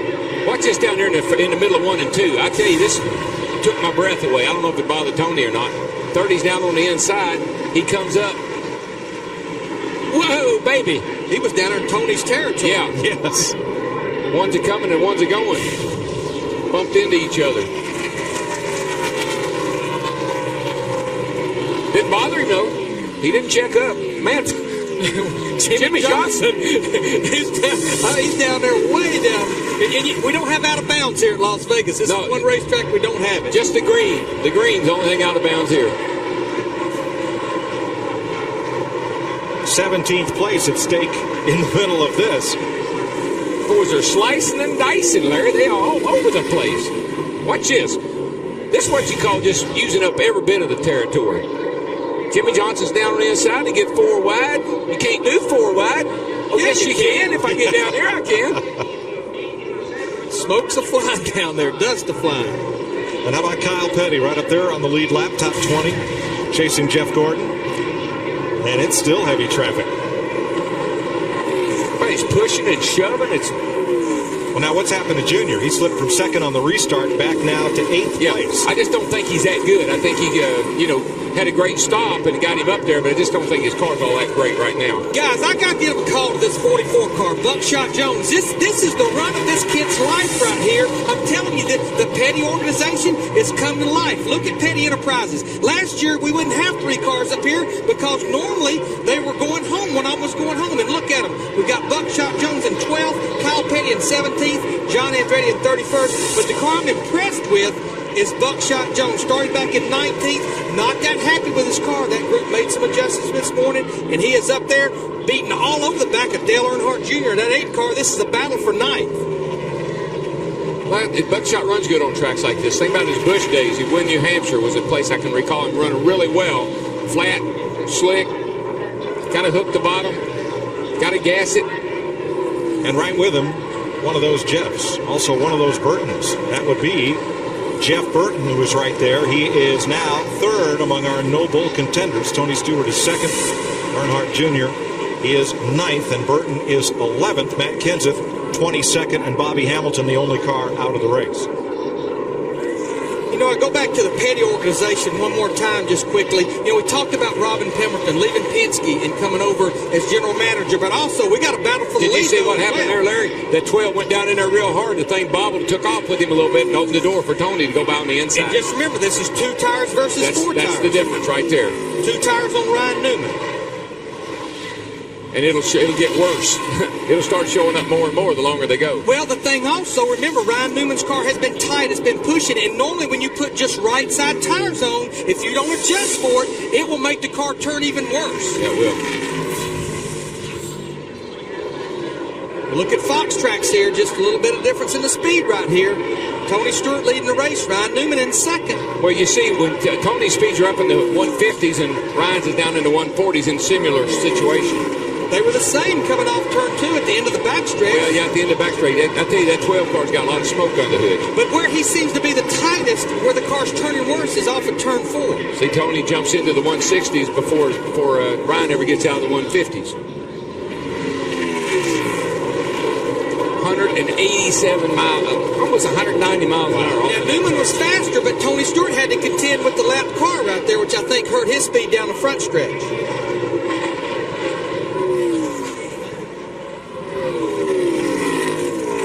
Six-tenths of a second, the difference between them. Stewart has now led 3 times for 12 laps. Newman has led 3 times for 50 laps, the most of any driver thus far. Now, Jimmy Johnson slid up the racetrack in turn 2 a bit ago, slipped to the tail end of the field, and also had a little contact here with Robbie Gordon. Whoa. 17 just got spun around off of turn 4 here. And caution is out. Caution's out. He did a good job. And Ward Burton may have gotten his lap back here. Well, there's a number of cars up there that are in place to get them back. Kenseth will stay on the lead lap. Here comes Ward. Todd and Nadeau. Jerry Nadeau in the 25. Casey Atwood in the 7. Each got a lap back from Tony Stewart. So they get a second chance. And we saw what happened yesterday in the Busch race. My brother got a second chance. He was a lap down, got it back, and finished second in the race.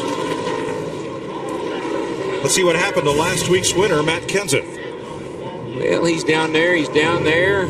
Oh, yeah, he just lost it. I don't see anybody helping making that happen except the guy behind the wheel. The car a little bit loose, then Jimmy Johnson was coming up on the back of him, makes it a little looser, takes that rear downforce away, and she comes around and a little drive through the grass. Didn't hurt a thing. Matter of fact, it helped. It helped the 5 other guys that were in front of me. DW, if I tested the waters last time and gave you 2 tires, I'm going to give you 4 this time. I'm coming back in. You don't have to worry about that. I ain't leaving till you give me 4 this time. I've heard that before.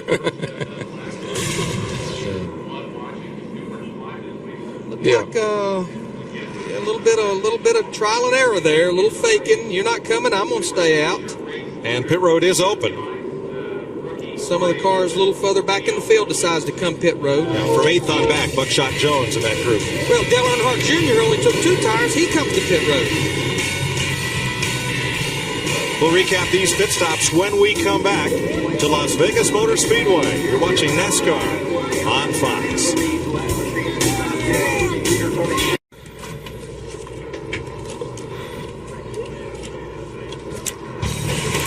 Welcome back to Las Vegas as we take a look like a bullet, a silver bullet. Sterling Marlin shooting to the front after starting 24th, but trouble as he is tapped by the 24 car into pit road. Tony Stewart, the 25 car, I should say. Tony Stewart almost missing pit road, and then later taking the lead in the pit stops. Marlin and Stewart having some trouble there, and Ryan Newman beating them out of the pits to lead for a while in this race, but Tony Stewart taking the lead back, and the first ever lap turned on this speedway back in June of 1996. Tony Stewart did that, a GM car leading the way. The standings, the Winston Cup Points Race Championship, 2 of 36 races entering the race today.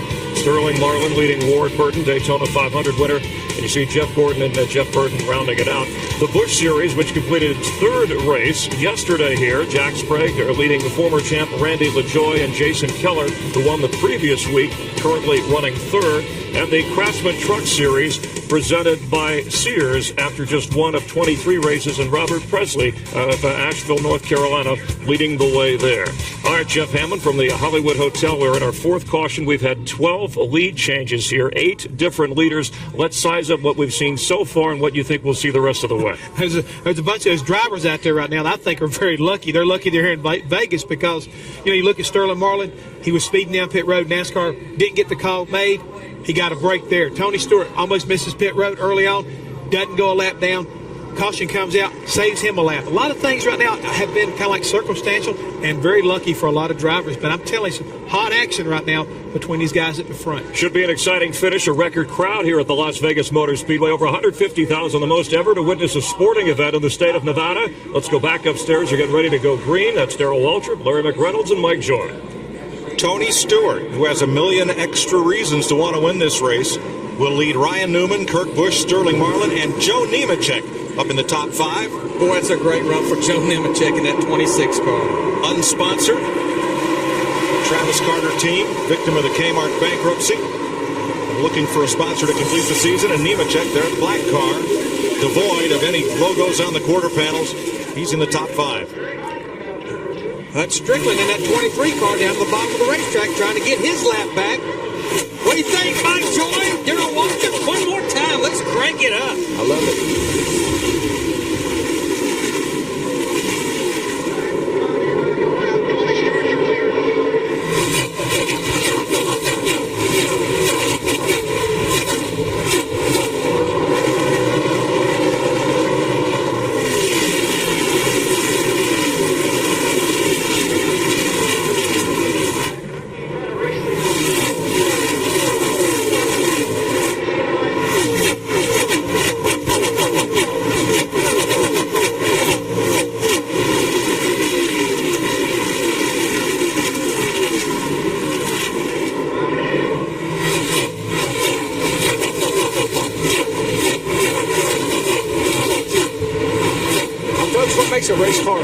noticed that we saw it in qualifying with Todd Bodine's car.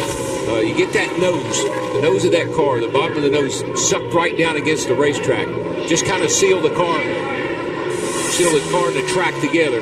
Notice Tony Stewart's car now when he goes down here in the corner. First of all, you got to get those fenders pulled way out there like he does. But you get that nose of that car right down. See, look at it, right down against the racetrack. That's why he's not pushing off the corner. He's got it sealed off. Now, you're going to get a little bit of lift, and that is minimal amount of lift behind another car as you go down the straightaway. But when that thing drops into the corner, it's just like a vacuum cleaner. It's sucked. Look at it. Look, sucked right down on the racetrack. Gets a little, picks a left front up just a little bit, but that is really ideal conditions for a race car to go fast. Do you agree, Jeff? Yeah, I sure do, Darrell. One of the interesting things earlier this week, I was talking to Dr. Who.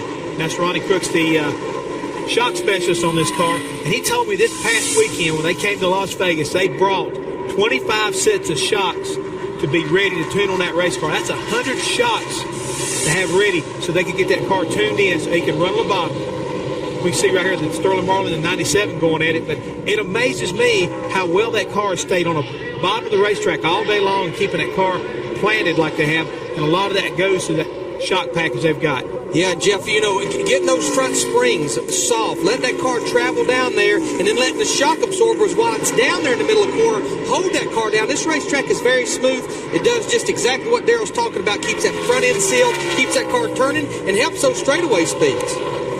Ricky Craven has made an unscheduled pit stop under green. He'll go a lap down as Tony Stewart runs 1.9 seconds ahead of Ryan Newman. What was wrong with Craven, Dick?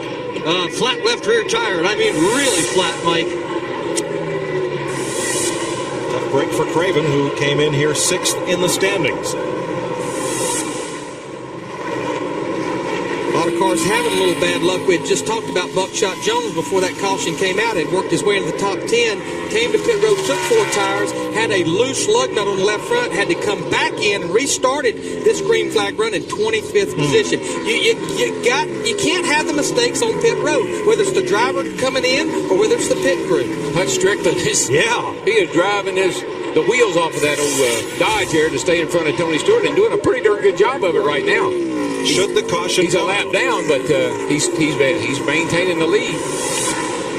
Should the caution come out, Stewart will have to wait for the pace car, and that's why Strickland would get the free pass all the way around and be back on the lead lap. And you can see the distance that they put between the other cars, so he's not holding Tony up by any means. You know, another one of the cars that elected to come in on the last pit stop and change 4 tires, since it didn't seem to necessarily work the stop before, is Dale Earnhardt Jr. in an 8th car, and he's worked his way up to the 14th position. Steve Byrne, what's going on with Dale Earnhardt Jr.?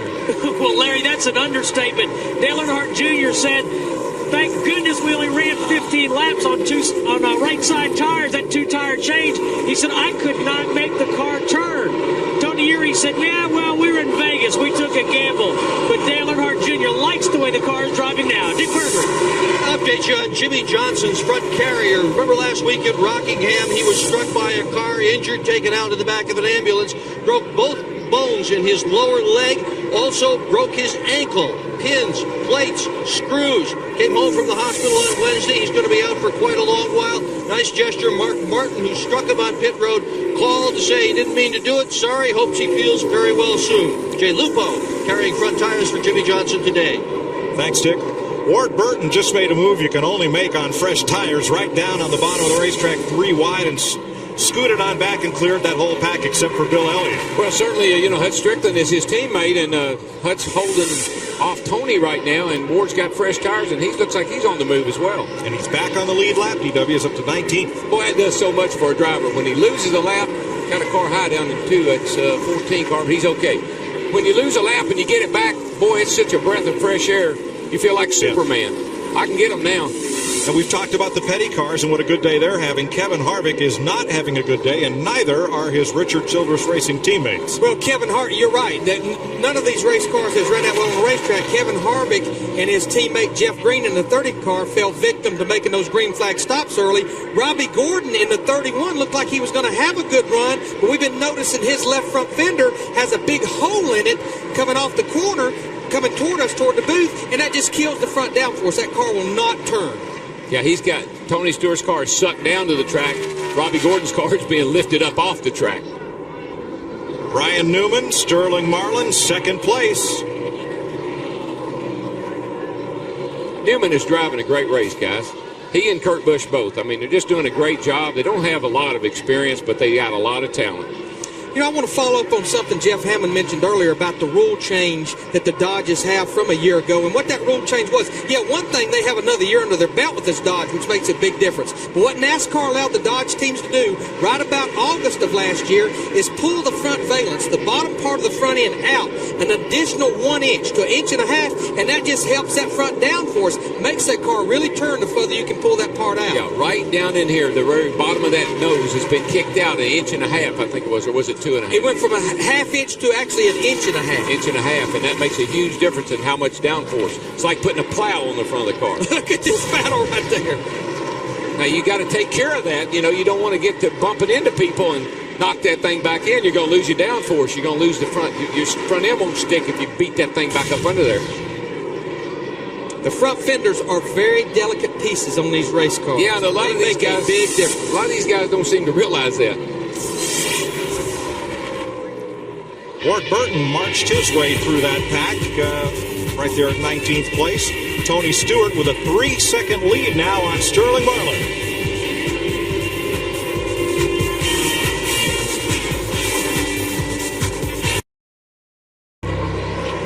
With 91 laps to go, we're just about 2/3 distance. John Andretti has scraped the wall outside turn number 2. Gets away from there, but he's damaged the car, it appears. He's going to have a heck of a time trying to get to pit road because there's a long line of cars coming inside of him. He'll not get there this trip around if he's trying to get to pit road. He's definitely got some damage. He went down in the corner here. He's up on the outside. I don't know if he's got a tire down. It could possibly be. He didn't really ever hit the wall. Great save. Run out of racetrack there.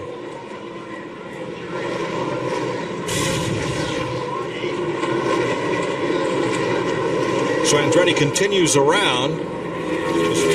See if he makes a move for pit road. Now here is Stewart, who is up by 2.5 seconds on Sterling Marlin. He's running about a 1/10 to 2/10 quicker every lap Stewart is than over Sterling. Now Stewart is the leading No Bull contender. Jeff Burton in 8th in the race is second among those 5 drivers eligible for the $1 million bonus. Won yesterday's Busch race quite handily. And Jeff looks pretty good today, my friend. Oh, yes, he does, Darrell. Unfortunately, I hate to say this, but you did pick him, didn't you? He's looking awful strong there, partner. But I want to point out that Jeff Burton, the first 3 times he came to this racetrack, he's won here twice, finished second once. Really likes the racetrack. It may have a lot to do with the fact that he does dominate normally when he's around. He's been very methodical today. Starting back in 39th, he's picked up 31 position. It's challenging to get around Jimmy Spencer as we watch right now. Let's go to his pit and Steve Burns. Well, Frank Stoddard, you guys have made a big move today. How have you gotten to the front? Well, it's all driver. He learned a lot of that Busch guy yesterday, evidently. And the Sitco team's done a great job in the pits. We gained quite a few positions there other than the first stop. Cars really just drove real well all day. We haven't had to make many adjustments. I'd like a couple more cautions to get ourselves a little bit more track position. We never shot at them. All right, thanks, Frank. Let's go to Matt. Steve, while Tony Stewart's trying to become the 12th No Bull 5 winner, the coach, Joe Gibbs, you guys are preparing for 2003. Not only do you have a 2003 Pontiac in your shop, but you're also working on a Chevrolet. Yeah, we've done some work there to try and compare. We're trying to do the best way we can to get all the information we can. And obviously there's some things that we think we can do to make our Pontiac. And we're developing the brand new Pontiac for next year, but we've also decided to try and gain some information by also building a Chevrolet. Now, this is not something new. In the past, you've already built a Dodge and a Ford. Right. Yeah, we've done at different times. We try to gain information. Sometimes you can find things off other cars, so that's what we tried to do. And guys have also hired Lewis Duncan to help out with an aerodynamic program on that new 2003 Pontiac Grand Prix. Kenny Schrader is off the pace. Flat left rear tire, looks like. You can see his tires about to run off. He and Todd Bodine running together there, and I don't know if they made any contact or not here. Oh, yeah, there it is. Yeah, he just cut that Todd cut that tire down with his fender. I mean, it could have knocked the valve stem off, but it looks like maybe the way the fender actually got into the tire, that it just cut the tire itself down. And then Bobby Labonte gets into the back of him. And Schrader slows. As he goes by, Bobby, he's waving his hand, telling Schrader, hey, man, I didn't know you had a flat left rear. Ken Schrader's bad luck continues after another good run. Jeannie Zalasko. Well, it's as we expected, guys. There is a tire down. You can see the shredding, really, on that left front tire. Of course, they're going to give him forward and send him on his way. Quite a disappointment. It wasn't that far ago that we came in as crew chief Newt Moore said, hey, congratulations, we're making it into the top 10. Let's try to get back up there and keep it there all afternoon. That'll be a tall order now that Schrader has gone a lap down as a result of that cut tire. Sterling Marlin now 3.7 seconds back of Tony Stewart as we pass 2/3 distance. Ryan Newman third. And on the move. How about that Lowe's car? I mean, what an up and down day. Started 25th, worked his way into the top 10, fell victim to the caution that came out on lap 61 after he made a green flag stop, made his lap back up. Now he's up there fighting in the top 10 again. 8th place for Jimmy Johnson. And he is gaining on the leader. And there's another. Let's see how that nose is sealed off. Sucked down to that racetrack. That makes those bad boys drive good and go fast. Well, Larry Mack, you talk about maybe not having the best luck as he came in with the green flag. But really, the kid just decided, I only have 3 laps on these tires, but I want to keep up where everybody else is at. So that's why he came back in, took 4 tires, and didn't mind going a lap down. They've made very minor adjustments, just tire pressure adjustments throughout the afternoon. The car's running great. Dick? Well, Jimmy Johnson won happy hour yesterday, and this morning I asked his crew chief, Chad Canals, if that was just a fast lap he did. And he looked at me and he said, no, sir. Canals said this is the best race car he has ever brought to his speedway since he has been a crew chief. Jimmy Johnson, a real strong car this afternoon. Jimmy Johnson is now 7th, if he can complete the pass on Jimmy Spencer. And that unscheduled stop by Schrader, I mean, I know it's early, but if the thing cycles through, who knows? It could pay off for him because he will eventually be leading this race. The last card has not yet been dealt. No, it hadn't, and we've seen all day long, yesterday included, how the guys that have bad luck seems to turn around and help them. There just isn't any bad luck in Vegas. I've come to that conclusion. Dave Blaney, Jeff Gordon, and Bill Elliott right there at 16th place. Jeff Gordon is 24. He's had that up and down as well. He moved forward there at one time, but they just don't seem to be able to get the car balanced for him. He's either pushing or loose. He just can't seem to find that happy medium. Going to have a couple more chances to do that, but he's falling further and further behind. He tested here, and this is also the car that he won at Kansas last year, which is, we talked earlier, is a very similar racetrack to Las Vegas. Ward Burton just ahead of that pack in 15th. Came from a lap down, got his lap back when a caution flag flew, and now chases Dale Earnhardt Jr. for 14th place. I noticed as Todd Bodine went by, we saw him make contact with Kenny Schrader. The right front fender on Todd's car is all wadded back up under the car too, so he's got some aerodynamic problems.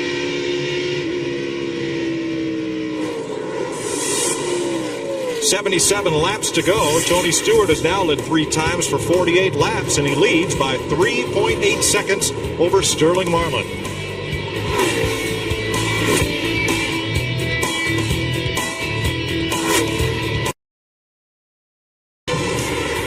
Tonight on ACC Sunday Night Hoops, the final game at Cole Fieldhouse. As conference champion number 2 Maryland looks to end its regular season on a high note, while Roger Mason and the Cavaliers are out to pull their second shocker of the week and keep their postseason dreams alive.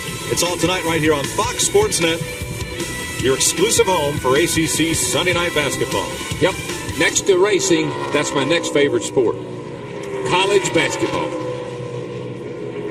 Hey, Larry, what do you think these guys are talking about, huh? Well, they're talking about when they want to pit, DW. We're on lap 194. A lot of the leaders, and this, of course, this is Mark Conquest in the green and white uniform. That's the 18 and 20. Looks over their engine program. They're talking about when they want to pit. Most of these guys, which include Bobby Labonte and Tony Stewart, they were in on lap 139. They're going to be in the pits within about 8 to 10 laps.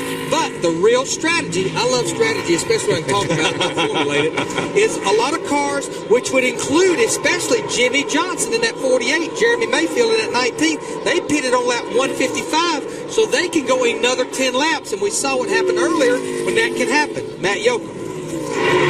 Well, Larry, you mentioned that Chris Woodward and Mark Cronquist were talking earlier. Woody, what's it look like? It's going to be close. You're looking at probably a lap shy, maybe. Remember, this team finished second here 2 years ago. Stewart looking for that big, no-bull $5 million bonus. What he means by a lap shy, again, these guys were in the pits on lap 139. That's 128 laps to go. That means you have to run 2 64-lap runs. But when that caution was out on lap 139, they had 5 laps of caution, and that buys you another couple extra laps because a caution lap, 2 green laps is like a caution lap. And so you buy a little bit of extra fuel on the caution. So that's what they're calculating so hard. Stewart the leader, Marlin, Busch, Newman, and Joe Nemechek, who, like Todd Bodine, has no sponsor after this weekend. In fact, Nemechek, no sponsor here this weekend. Jeannie? No sponsor and a low-maintenance car, guys. Most of the day, just minor tire pressure adjustments. He has been complaining as he's made this run here that these tires stink. This is the car that he won at Watkins Glen with, and he'd like to take these tires and kick them back there. He's waiting for a caution to get back in there to make the change, but they are pleased with how the afternoon's going. And that don't mean the tires smell bad. They're just not ripping the racetrack like he'd like. Jimmy Johnson, one of 2 rookies in the top half dozen and one of 3 drivers in the top 6 positions who have not won in Winston Cup racing, but boy, are they so close. And Larry, I always contend, Goodyear doesn't make a bad tire, in my opinion. We just do bad things to them. We mess around with them with the air pressure and whatnot, and I think we're guilty of messing up the tires, not Goodyear. Well, things have become so critical. 1 pound of air pressure change, 1 pound could be like changing spring rate 20 or 25 pounds. Well, we heard early in the race, Spencer's leading the race, and they said, they made a change on his car, took some air out of the right front tire, and he got so loose he couldn't get in the corner. They took 1 pound out. That made his tires stink. That's right. He didn't like his tires either. You got to have happy tires. We'll see if they can bolt on some happy ones when we come back and cover pit stops.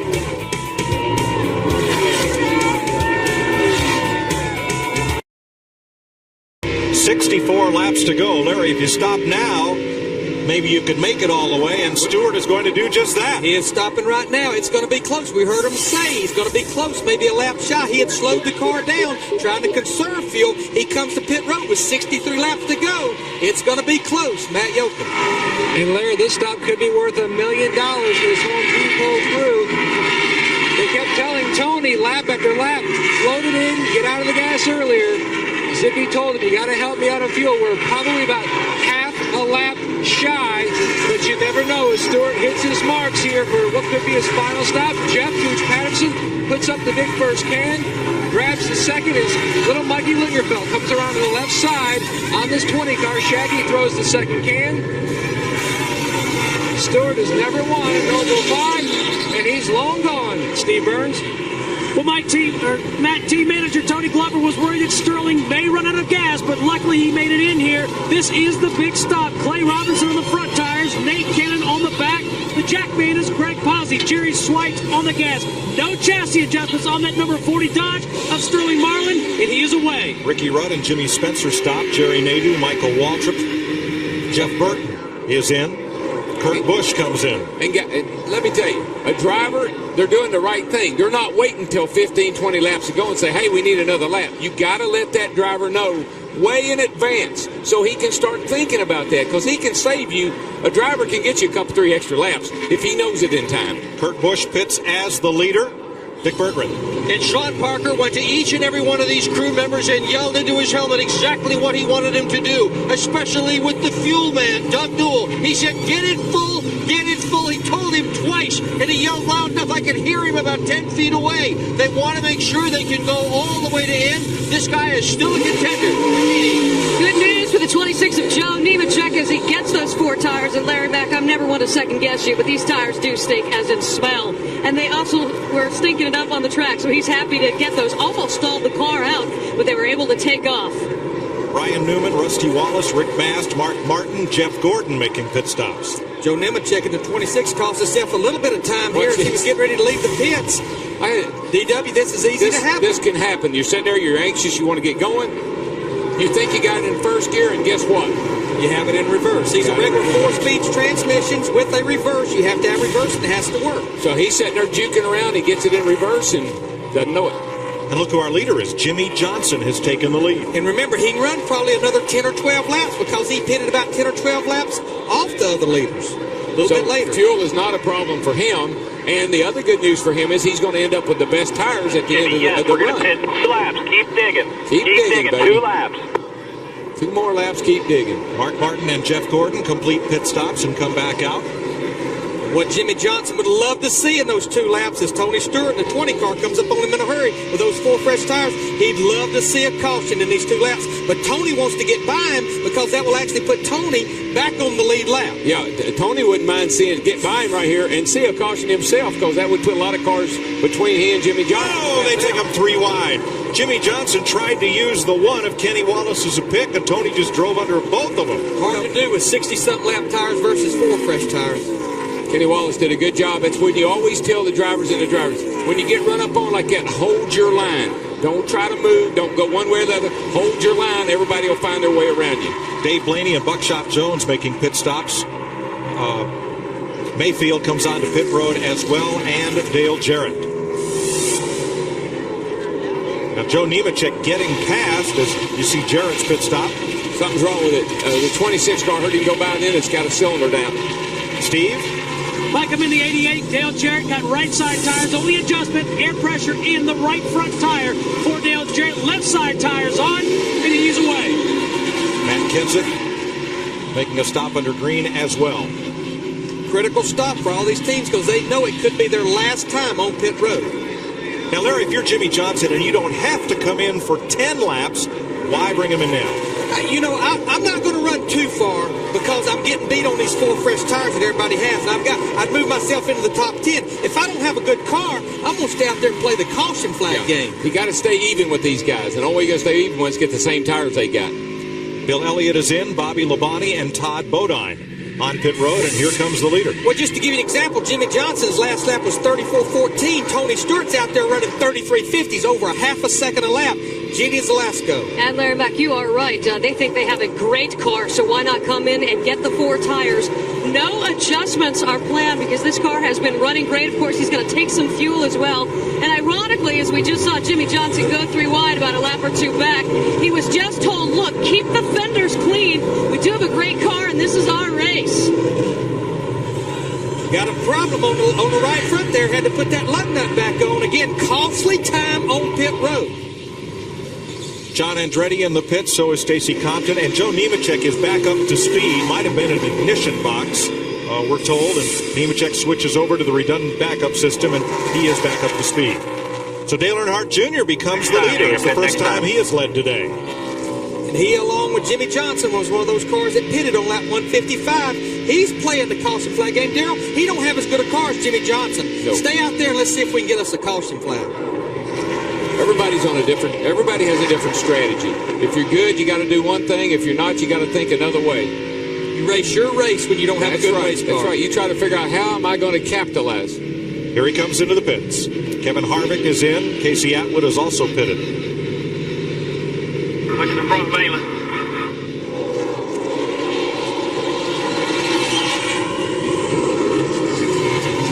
Tony Eury Jr. on the front tires of Dale Earnhardt Jr.'s car. They will make a chassis adjustment. Right side tires on. Eury to the left side. Jack underneath. Left side tires going on for Dale Earnhardt Jr. They did make a chassis adjustment to the right rear of that car. Let's go to Genie. An update on the 26 guys. The engine has a bad miss, but they're going to try and ride it out. Thanks, Genie. Terry Labonte, Kenny Wallace making pit stops. Brett Bodine, who has a one-race sponsor. Kyle Petty leading the race. He got so excited he almost missed pit road. He brought that's the best entrance to pit road I've seen other than Sterling's. I thought his was pretty cool. But Kyle really shot that thing on pit road, and he was leading the race. First time he's led the race since Atlanta in November. That'll pump you up. Bet. Led the race under green. Now Ward Burton in the 22 car, Ward's big adventures continues. He's now leading the race after being a lap down, and he too pitted on lap 155. We saw he and his brother have a whale of a race here a few years ago, 2 or 3 years ago. Matt? A little Stephen Patsavoris already pulled off the tearaway off the windshield to help Kyle's visibility. They are going to make an adjustment on this 45 car. He came in the leader. He started 11th, hoping to turn around this 45 team, and especially it's been a big help with Robin Peppernick coming on board, guys. Jeff Green makes a stop. Kyle is the 12th different leader of the day. 18 lead changes. So maybe you know the answer, maybe Matt does. Where is Robin? Is he in the pits? Is he spotted? Where's he at today? What I've seen him is he will roam around during the race. He'll work between the three teams, kind of talking about air pressure setup, fuel mileage, things of that nature. Ward Burton is our leader at 217 laps. Tony Stewart has the second spot. Sterling Marlin is third. Ryan Newman and Hut Strickland are the top 5 here in Las Vegas on Fox.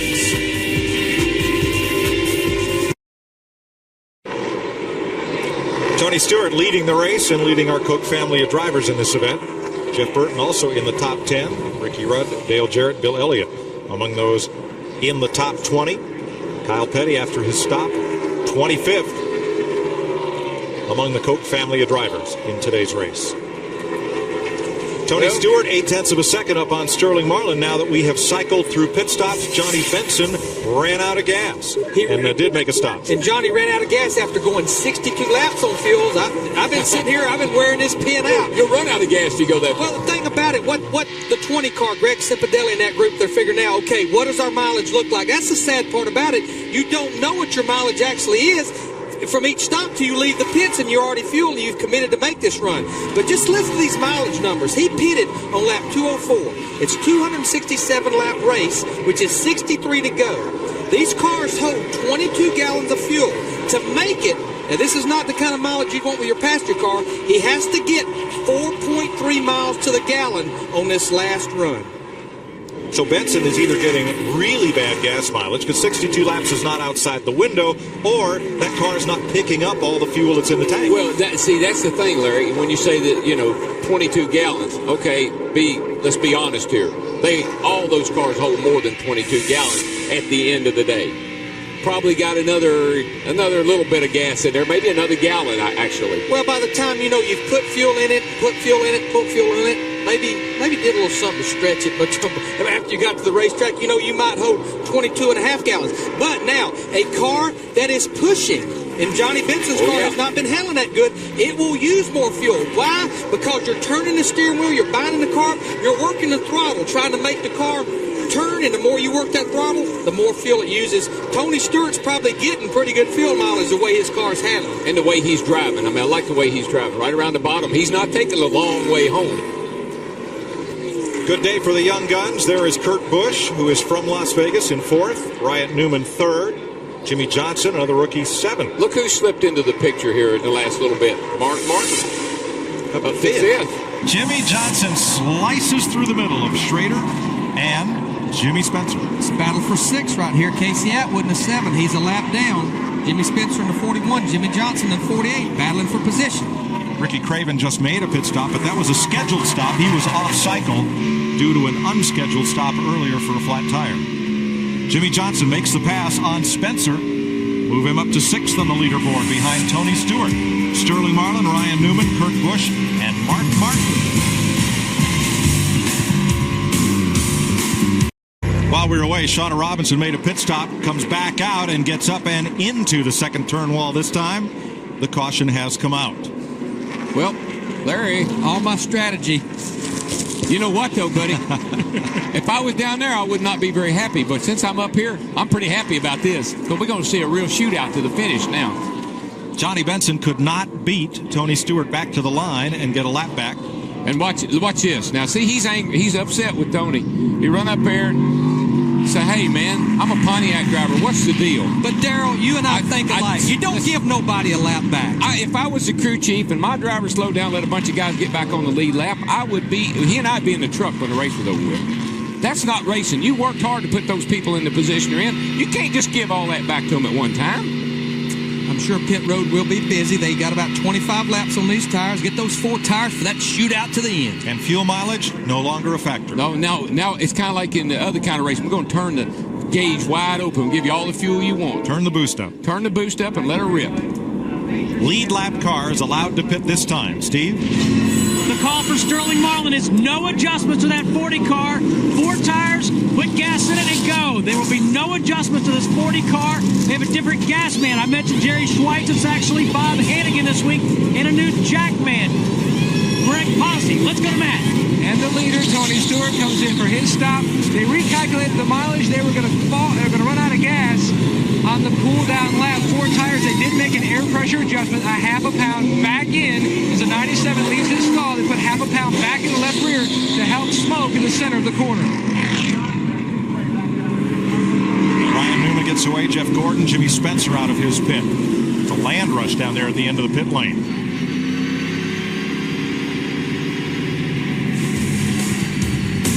We'll update those pit stops and show you how they came off pit road when we come back. 34 laps to go in Las Vegas.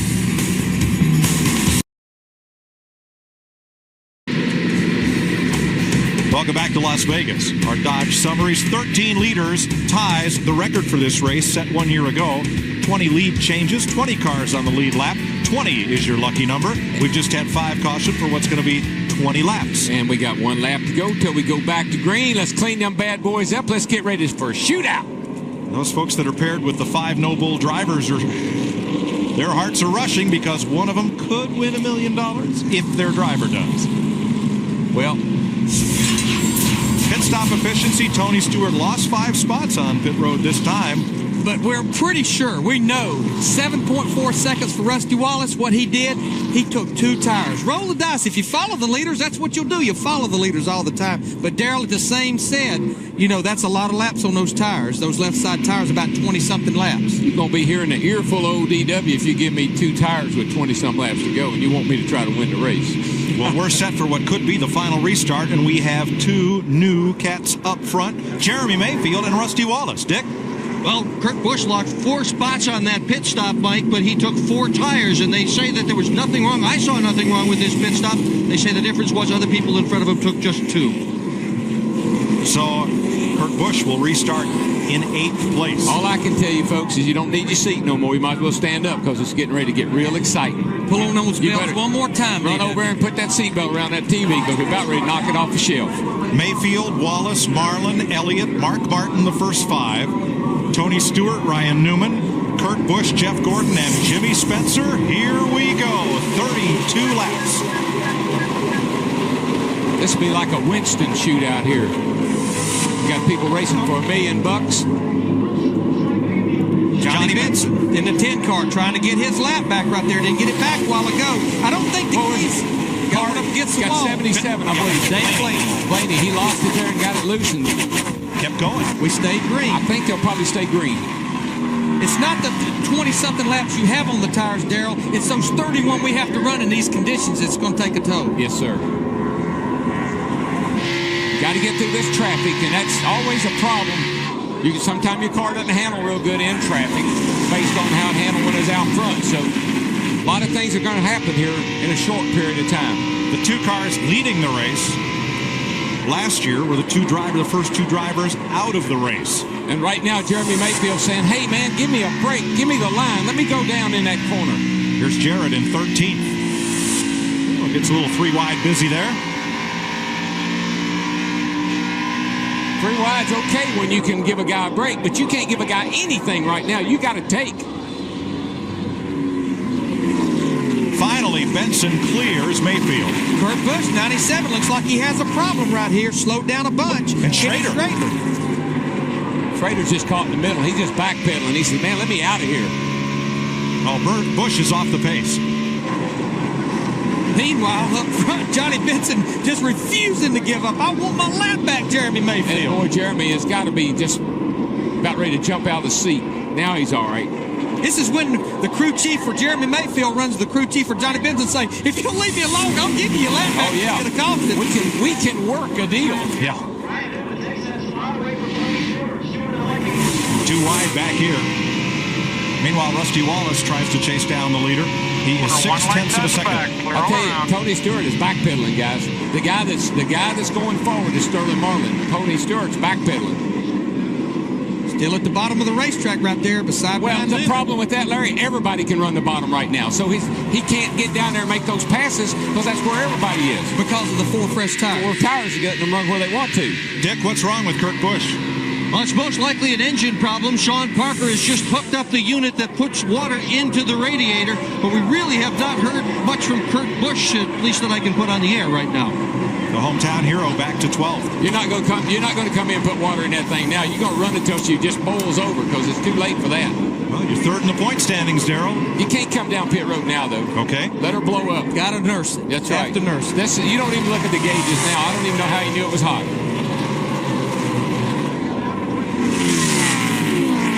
That's why I never understood about gauges. They put a whole dash full of gauges up there. I said, why would we do that? We're going to run it would blow up anyway. I never figured out how come we put them in there anyhow either, because you never would tell me what they said. Now you don't look at them. Boy, Jeremy is checking out, guys, and Sterling's going to have to go like crazy to catch him. And you know, the one thing Jeremy has going for him, I know he only has those 2 tires, but what he has going for him, he's out there in that clean air. He's got that downforce on that front end, making that car turn. He had a good car, but it's even better out front right now, even with just the 2 tires. Now, you heard the radio chatter. Benson's and Sterling's spotter made a deal. Benson no longer in touch with the leader. He said, tell Sterling, we'll let him go. I think Benson was still a little steamed from not getting that lap back when Tony Stewart didn't slow down. And so now he's kind of settled down and he realizes he doesn't have a chance to get it back. Let these guys race. That Fox track shows the interval very steady. Jeremy Mayfield on point now by 1.1 seconds. Sterling just slowly, in the 40 car, just slowly reeling them in. And I think Tony Stewart's history, guys. I don't think he's got something's wrong. He just isn't going forward. Dodge, Ford. Steve?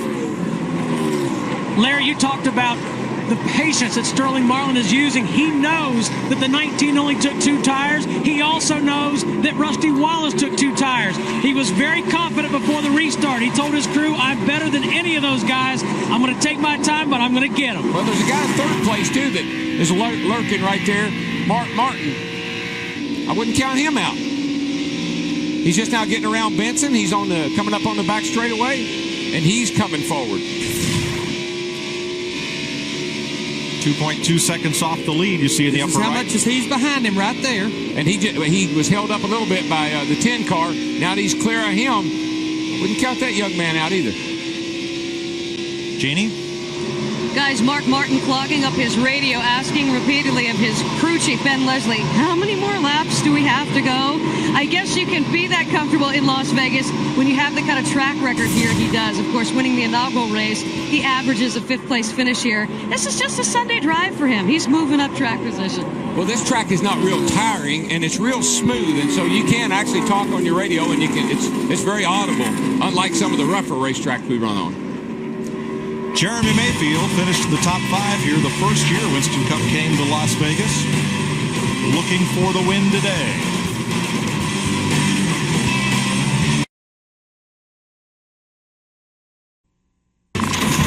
Fly me to the moon, let me play among the stars.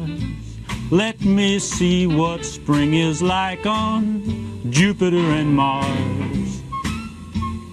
Well, he grew up near the boss, Bruce Springsteen, but Ray Evernham, who owns that number 19 car, is hoping Jeremy Mayfield would put him on cloud 9. Instead, here comes Marlin against his driver for the lead. I just want the jacket for next week at Atlanta. Everybody's trying to get my gig. That really bothers me. Right now, Sterling Marlin just bad took enough Jeremy drivers, Mayfield's gig. Yeah. How far is it to Jupiter from here? Right now, it's about half a second. I tell you, though, to run the kind of race, I mean, where'd the 19 car come from? I know he's been up there in the top, Oh, trouble down here. Trouble. Oh. Jimmy Johnson. Car. Slide. Holy cow. Buddy, that thing was gone out of here. He did everything but wreck. We stay green. What a shame. Was running so good. 15 laps to go. He was up to 6th position. You're okay, bud. Great job, man. No kidding. That was a great job, all right. Now, Ray could be saying he left his heart in San Francisco on that one. Watch this. Darrell, that was a victim of a 12 car being on the outside of him. It just pulled the car around. Pulled him around. Oh, we got trouble here now. What's wrong? Todd Bodine way down on the flat. Something happened to his car, or did he just try to get out of the way? It's almost like somebody was hollering at him to, these guys are racing, get out of the way. Pretty abrupt getting out of the way, I might add. Well, our pole sitter, Todd Bodine, 3 laps down.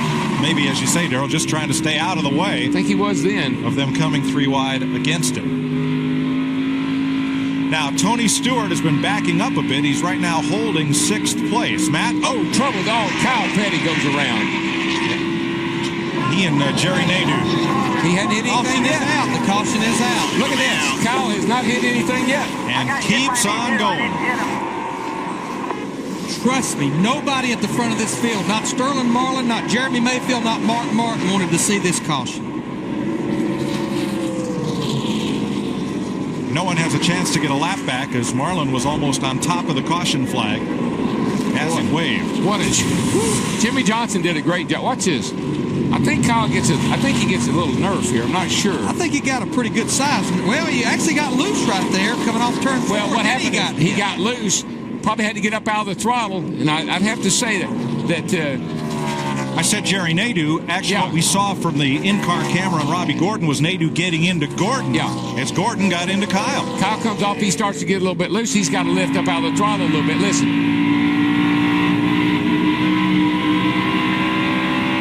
Here's the back by Nadeau. Robbie doing his own play-by-play there. Oh, there's what happened. Nadeau pushed Robbie Gordon into the back of Kyle. After Kyle was already a little bit loose. Looked like Kyle got a little bit loose. Of course, Nadeau couldn't know that. He couldn't see through Gordon's car at what Kyle was doing. All of our leaders stay out. Now, I'm sure some of the guys on the lead lap at the back of the field will come in. Jeff Burton, they have nothing to lose. Yes, Jeff there he Burton. goes. And Jarrett? Dale Earnhardt Jr., Bobby Labonte, Matt Kenseth.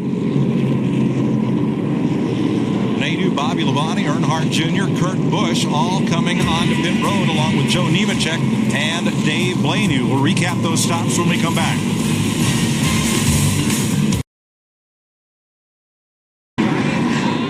Laps to go. Well, good advice comes from all corners. I bet Sterling would agree. From 12th on back, they pitted. Jeff Burton came out 12th, then Dale Jarrett, Bobby Labonte, Matt Kenseth, Jerry Nadeau, Dale Earnhardt Jr., Kurt Busch, Joe Nemechek, and Dave Blaney. That fills out the 20 lead lap cars. Now, if you're headed for the roulette table, consider this. Last year, Jeff Gordon started 24th here and won. Where do you think Sterling started today? 24th. No kidding. So 24 might be a lucky number. Well, it has been. I know that. Let's get out of the Hollywood Hotel. All right, and last year, Sterling Marlin finished second in this race, Jeff Hammond. He had trouble in the restarts, if we recall. Yeah, last year, Chris, he actually finished third, but he had restart problems. For some reason, the car wouldn't come up to speed like it needed to, and it cost him. He was lead at that time. Guys got by him, cost him a win. Hopefully this time it won't happen. Hey, Jeff.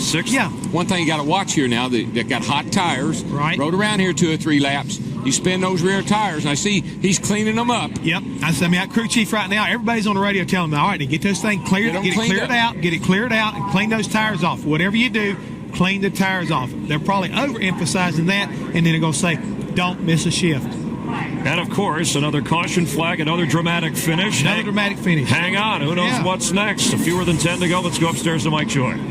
It'll be 8 to go when they come back, and we'll show you speed on Sterling. There he is behind the pace car at 50 miles an hour. Now, because we're under 10 laps to go, all the 20 cars on the lead lap line up in front of the lapped cars. They're getting that sorted out right now, but the lights are out on the safety car, and we're set to go. Just think back to Daytona, folks. Last lap, 5 laps ago, come down for a restart, and the next thing you know, about 10 cars were in the fence. Bad restart. Sterling maintained about 48, 49 miles per hour. Right there to the restart area. Still down there. Now he comes up. Here he goes. So far, so good. Great start so far. And where was Mark Martin? They were not closed up on that restart. Sterling started a tad early, but he has that prerogative. Almost 140 miles an hour at the start-finish line. 140 down in the middle of 1 and 2 right here. Here's Mark Martin, the 6 car. See the Fox track. We'll see how these guys back in here that stopped and got tires. May want to watch the back of your screen here. They may come flying in the picture any moment. Now that's from Jeff Burton on back in 12th place. Are the cars with fresh tires. But the laps are dwindling.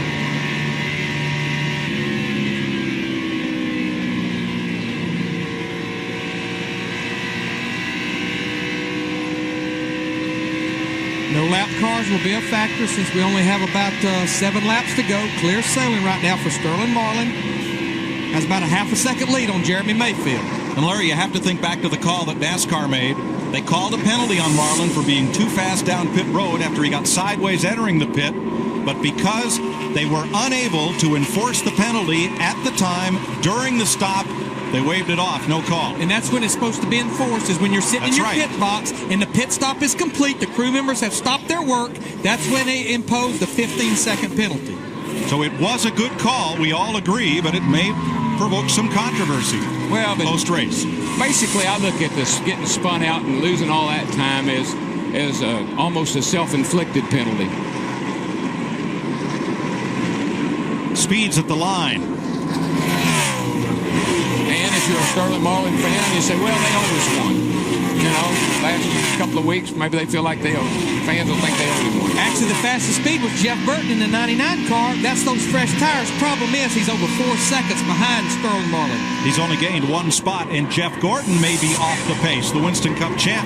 Yeah, watching him right a minute ago, Mike, all of a sudden he felt like a rock. I don't know what his problem was, but he got caught up in traffic and he lost about 5 spots in the last 2 laps.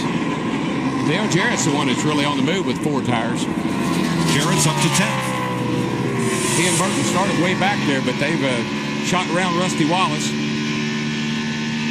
They were really scrambling on that 88 car yesterday in the 2 practice sessions. They were changing springs, shocks, sway bars, just really scrambling. And it looked like they've hit it pretty close. They just started so far back. And, Darryl, when you start that far back in professional land, even in a 400-mile race, it's hard to get there. You always fight in track position. You've got to gamble. You got to do so. You got to take 2 tires. You got to stay out on the caution. A lot of things you got to do when you don't have a car up front.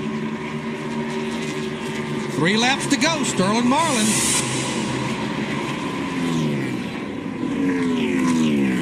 Tony Stewart, who dominated this race for a while, back to 5th. I'll tell you what, I was glad I'd be way up front. If I look back in my mirror, I wouldn't want to see what's fixing to happen back here. It's a big old mess. I'll have to wake up Jesse here in a minute. And rookie Jimmy Johnson running in 6th. Rookie Ryan Newman is 4th. You got to give a call to Jeremy, too, because he's hanging right there, and he looks like he's going to hang on to 2nd place. Tony Stewart fought his way back up to 5th. I think that caution helped him. But Jimmy Johnson, who almost crashed out of here, closing up on Stewart in a hurry.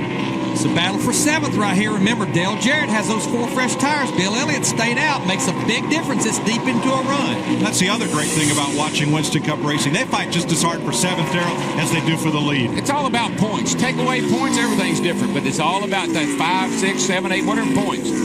Right now, Sterling Marlin saying it's all about me. Yeah, that's right. White flag. He wishes he had a orange spoiler on the back of that car.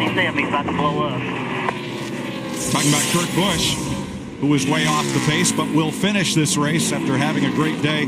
Here is Marlin. 8th at Daytona, 2nd at Rockingham, looking for his 9th Winston Cup win, all on super speedways. And another win for Dodge. And the most consistent car the second half of the season last year and starting off that way again this year. It's got to be a thrill to be driving that thing right now. Sterling Marlin brings the Coors Light Dodge across the line for his 9th Winston Cup victory. Man, there was 3 good ones going there. And there goes Bob. Man, they were going across here 4 wide. That was a battle for 7th. Dale Jarrett finished the 7th. So of the cars that stopped for tires on that last stop, Dale Jarrett ends up at the top of that pack in 7th place. Steve Burns. With Winnie crew chief Lee McCall. Lee, how big was this victory after what happened at Daytona and then again at Rockingham? Man, it was great. I mean, we, to have that little caution there about 10 or 12 to go was like, man, who's got something out for us? But guys worked their guts out all weekend on this car. We weren't very good, yesterday, and made quite a few changes this morning, and brought a brand new car here, and just a great job. Great bodies, man. Bring a brand new car here and to win is just something to say for this whole race team, just how strong it really is. Lee, how about the call early in the race when Sterling got turned around by the 25? What did NASCAR say to you about that, the decision not to penalize him? It wasn't no big deal. I mean, I guess the 25 didn't know that we were, going to pit that soon, and, he just got in the back of us, and Sterling made a hell of a save. So, man, just what a great day for this Coors Light Dodge and everybody and Chip Ganassi organization. We'll let you go celebrate, Lee. Emotional win. Darrell, consider this. We've had 3 Winston Cup races, and no race winner has started higher than 19th. And that's very unusual, especially when Larry and I, all we talk about is track position. Right. Good day for Chip Ganassi. Sterling Marlin wins. Teammate Jimmy Spencer finishes in 10th. Good recovery for Jimmy. Ran up front all day and finished 10th. 2 rookies in the top 10, Newman and Johnson, and here's the rest of the lead lap cars. 17th. I mean, Joe Nemechek, who ran really well early, had trouble. Ran in the top 5 a whole lot. This whole group, including pole sitter Todd Bodine, finished 1 lap back. 41 of the 43 cars were running at the finish. The only ones in the garage were Shauna Robinson and Bobby Hamilton. I told you it's going to be a good race. I told you it's going to be exciting. You did tell us that. I tell you. Baby. These guys told I walked every one of them I talked to yesterday and this morning said, DW, the track is racing. And who picked Sterling? Oh, don't even go there. No, it's too early in the season. Don't even go there. I believe that was Jeff Hammond. I believe it was. You're Jeff. Right. I have to give him credit for that one. Well, the last time... Might as well. That's right, might as well. The last time Sterling Marlin climbed from his car on national television cost him the Daytona 500. This will be a little happier. Look, and he gets that big old belt buckle. Look at that thing. Now, do you think he'll wear that down in Columbia, Tennessee? Sure. He goes down to Columbia and puts that on, goes down to Mule Day. He'll be the star of the show. Huh. And he will pad his point lead with this win today.